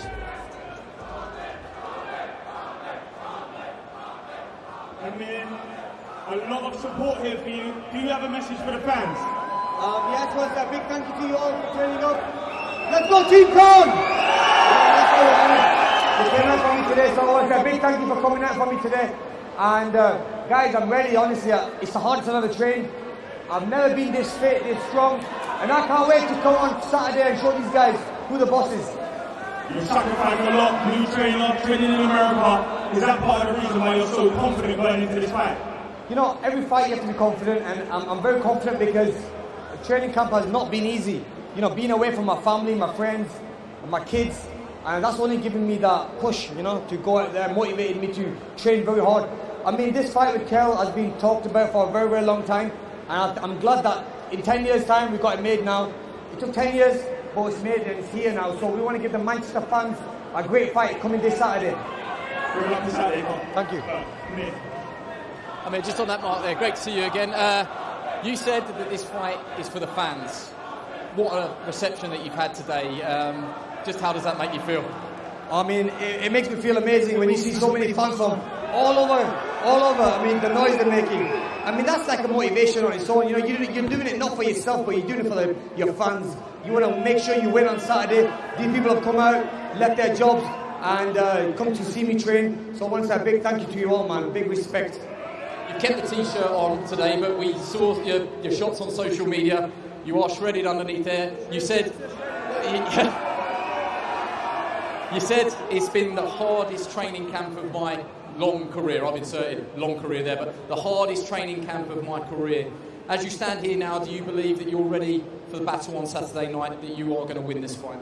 Yeah, definitely. I mean, we've trained so hard. I've never trained this hard in my life, and you were there yourself in Colorado, up in the mountains, training in the mountains, and it was never easy. There was never a day that had easy. I mean, I want to say a big thank you to Bomac and the team, Saul, Red, and also having Terence Crawford here as well. I mean, that's massive motivation as well for us. I mean, he's the pound-for-pound best fighter in the world. For him to be here, he's also fought me, fought Kell, and the advice he's been giving me throughout training camp has been brilliant, so big respect. You've been there, you've seen it, you've done it all, but everybody knows, you've both said it, both you and Kell Brook, that all that matters is Saturday night, that rightly or wrongly, what you're going to be defined by is what happens on Saturday night. He stood here only half an hour ago and he said, I will win this fight by knockout. Now you've done your training camp, we've seen all the gloves are off, we've seen all the talking, you predicted that you will win the fight inside the distance. Now you've done the training, has your opinion swayed at all? Do you still believe that on Saturday night, any which way, your hand will be raised in victory? Definitely. Come Saturday night, guys, I'm going to do you all proud. I'm going to win this fight and win in good style. Kell's not got a chance. I mean, we worked very hard. And like I said, it's the best Amir Khan that's going to come on Saturday. We wish you all the best. Thank you very much for joining us. Okay, the shirt is coming up.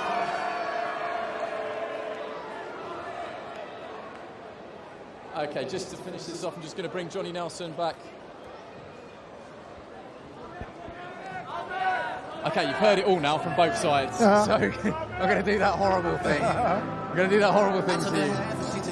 What you've seen today, where are you putting your free bet that I'm giving you? It doesn't change my mind at all. And for the first time ever, and it'd be very easy for me to say Kell Brook, I have absolutely no idea. I have absolutely no idea, mate, honestly. No, you're not getting away from it. Because, all right, if I'm going to put it on last fight, I'm going to say Kell Brook because Amir Khan lost his speed. But Kell Brook got popped with a jab in the eye. But he was doing well for 2 rounds up to that. But I've no idea. I would not put my ass on it. No. I wouldn't even put a 5 on it. So, but it's a great situation to be in. That is the beauty of this fight, that really we don't know. We don't know what's going to happen. What did you gauge from both guys, what they had to say? Amir is he is a naturally camera-savvy guy. He's been around the cameras ever since he was a young teenager. So it's difficult to know. He's never going to give too much away. But even he looked like he was ticking a little bit. As a fighter, as a pundit, as a fan, I've seen 2 fighters that really and truly believe they are going to win. We don't see that very often. One hustles the public more than the other. I saw 2 fighters that really believe they are going to win, that are going to give it their all. Which then worries me, because it's a case of, are they going to have to, someone's going to have to step in to save them from themselves?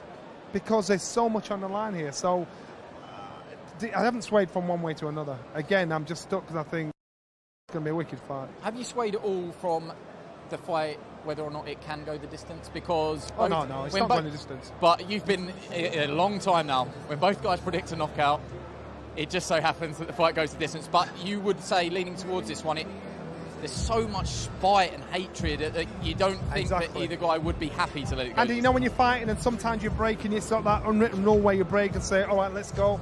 It's going to be bam. Someone's going to get cut. Someone's going to get warned by the referee. Someone's going to be complaining to the referee.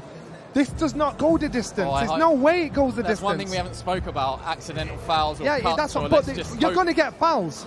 You're going to get. But we were taught to cheat on the blind side of the referee. Most fighters are taught to cheat on the blind side of the referee. The referee's got to be on point. He's got to make these guys fight. He's got to be on point, because if he lets anybody get away with it, then the crowd are going to go absolutely mad. You've got 2 guys that are going to do anything and everything to win. It will need a strong referee, a strong pair of hands. You're right. Just looking off stage here, I mean, the melee here, there are so many people here. I can just see that the reason for that is Amir is over with our colleagues live on Sky Sports News. But what an attendance today. I think there probably were some question marks when the fight was announced. Do we go to the Manchester Arena? Do we go to an indoor arena? Do we go to a stadium? And you just don't know what goes through people's minds. And you don't know if the fight is going to still mean that much to people in 2022. Well, I think we can answer that it 100%... I'm sure that was the same conversation when Carl Froch boxed George Groves here in Manchester. First time, yeah. The first time. And then next time it was in... You understand? Yeah, it sold so well. Yeah. It built up that well. You thought, wow, these 2 guys, if they put on a fight as well as they talk, we can see this again. Depends on the fashion of the win for the winner, but we could see it again. But then you understand, this sold out in a heartbeat, in a nanosecond, so the hunger is there. So if they're going to do it again, as long as the fight's a good fight, it could definitely happen again. Before you go, your highlight of the undercard, the one that you're most looking forward to. I didn't get a chance to talk to you about the undercard earlier. I'm curious in regards to Vidal's fight. I'm curious because he's got his foot in both camps. He's talking about it and he's doing it. So now he's doing it, he's going to suffer the consequences of the wrath of supporters. Some love you and some will hate you. And I'm also curious about Fraser Clark. How much of an impression he's going to make on the British scene at the heavyweight. If he can do what he said he can do, within 10 fights, this guy should be in contention for a British title fight. Because the level he's at blitz most of the fighters outside the top 5. So one, this is an introduction. 2 or 3 fights down the line, then you should see where he stands in the heavyweight. We're going to hang on. Hopefully you've not got anything to do this afternoon. We're going to hang on because we are half hoping that there's a chance that Terence Crawford might come and join us. A man that notoriously doesn't want to do too much talking. And like little inside story, I've never been pied so much in Las Vegas on my last trip with him. So I hope he doesn't remember. Let's see. I might just need you to give your microphone to him, Johnny. Let's leave. Yeah, it's, we're live, so this can happen. Going to give you that microphone. Bud, we are live on this camera here. Great. What's up, everybody? Yeah, good to see you. How are you first? How's the UK treating you? I'm doing great. UK is treating me phenomenal. You know, I'm enjoying myself for the little bit of time that I've been here so far. You know, and I'm excited for this weekend. This has got a big fight feel. Before you came here, and I know that you and Bomac have been in camp, you get the feel from the fighters, but before you came here, did you have any prior knowledge just to how much is riding on this fight, the size of this rivalry? This is something we've been talking about for nearly 2 decades, to put it in context. Of course. You know, back in the States, we know how this fight has been, you know, manifesting and how everybody been wanting to see these two get in the ring and settle their differences and see who the best fighter over here for decades, you know, and for whatever reason, it didn't happen back then, but it's happened now, and you can tell that, you know, it's a lot riding on it from the support that both of them have gotten, you know, with people coming out and showing support. One thing, I was allowed to come out to your training camp in Colorado Springs, got to see your house, which is lovely, by the way. What a team you've got out there. Jamie Bell, Esau, Coach Red, Bomac. The one thing I took away from it is that is the hardest that I've ever seen Amir Khan have to train. There's no days off there. There's no easy days. And Bomac used a phrase. He said, you have to put the dog in him. You have to instill the dog in him, because sometime during this fight, he's going to have to draw on that. It's not an easy training camp. Just let us into what it's like there. I mean, it's not the Mayweather banging on the ropes, but it is a real competitive atmosphere in that gym. I call it hell in a cell. You know, you gotta get through it. You know, you get through camp, you can get through anything in a fight. You know, I always said the fight is the fun part. That's when you go out there and you can have fun, but, you know, you win the fight in the gym, you know, so you prepare yourself for whatever may come your way, you know, in the gym, and then come fight time, you're ready for whatever. Your final prediction, you fought both guys, you're the only common opponent for both guys, but you are very much Team Brook. How do you think this fight is going to go when the light comes down, it's just them two? Well, I think it's going to be a great fight. You know, I think Brook is very talented. I think he's still got a lot left in the tank, and so do Khan. But I got to get an edge to Khan because I was witnessing how hard he was training. I was witnessing, you know, him watching him spar and seeing him progress each week, you know, after week. And I see the hunger in his eyes, you know, coming from Dubai and then coming to Omaha. You know, you could tell that he wasn't expecting to work so hard, you know, but when he got going, he just, like, gave his all. I'm going to get in trouble because I've got to let you go. My last question to you in Vegas was what you're going to do with your time. I said I'm going to go and buy a boat. Did you buy the boat, and have you had a chance to use it? Of course I bought the boat, but I didn't get a chance to use it because it's not here yet, but I did buy the boat. Okay, well, next time we see you, we want an update on how you're getting on. Bud, thank you very much. Pleasure to see you again. Always a pleasure, and I know they're working hard to try and get you to box here in the UK one day, so keep working on him. Right, one more. Let's go. Adam Smith, you can sign off with me. Come and join me here in Vision. Okay. And here's Ben Shalom as well. A busy man. Okay, let's say goodbye to everybody. I'm going to give you the final words. Thank you. Yes, okay. Yeah, what, after Terence Crawford? Yeah, I know. What earth are you doing? Adam, play us out. That set it up perfectly, hasn't it? Absolutely. I mean, a wonderful turnout at the Trafford Centre. Fantastic. I mean, it's just got this magnetism, hasn't it, this fight? Huge fight. Both of them look in tip-top shape. Kell was so bouncing and almost like angry, wasn't he, in there? And he's like a coiled spring ready to go. Amir a little cooler, very lithe, very, very good shape. And that they both know the importance of this and that they've got to get it right on Saturday night. And for those 12 rounds, it all comes down to it after some 20 years of us waiting, certainly 10 years of us thinking about it. 5 years ago probably should have been made. It's being made now, Saturday night. They want it more than ever. These fans want it more than ever. And we don't know who's going to win. I don't think that would have told us anything. Okay. Well, thank you very, very much for joining us. I know that's been a long old stream there, so thank you for hanging on. We're one closer to home. Public workout, cross it off your list. Tomorrow, 3 sleeps. That's it. Press conference tomorrow, weigh-in Friday, and then we're there, finally. It's on. I didn't think we'd ever get to this point, but we are now. So we're nearly there. Khan versus Brook. Thank you very much for being with us, and we will catch you tomorrow.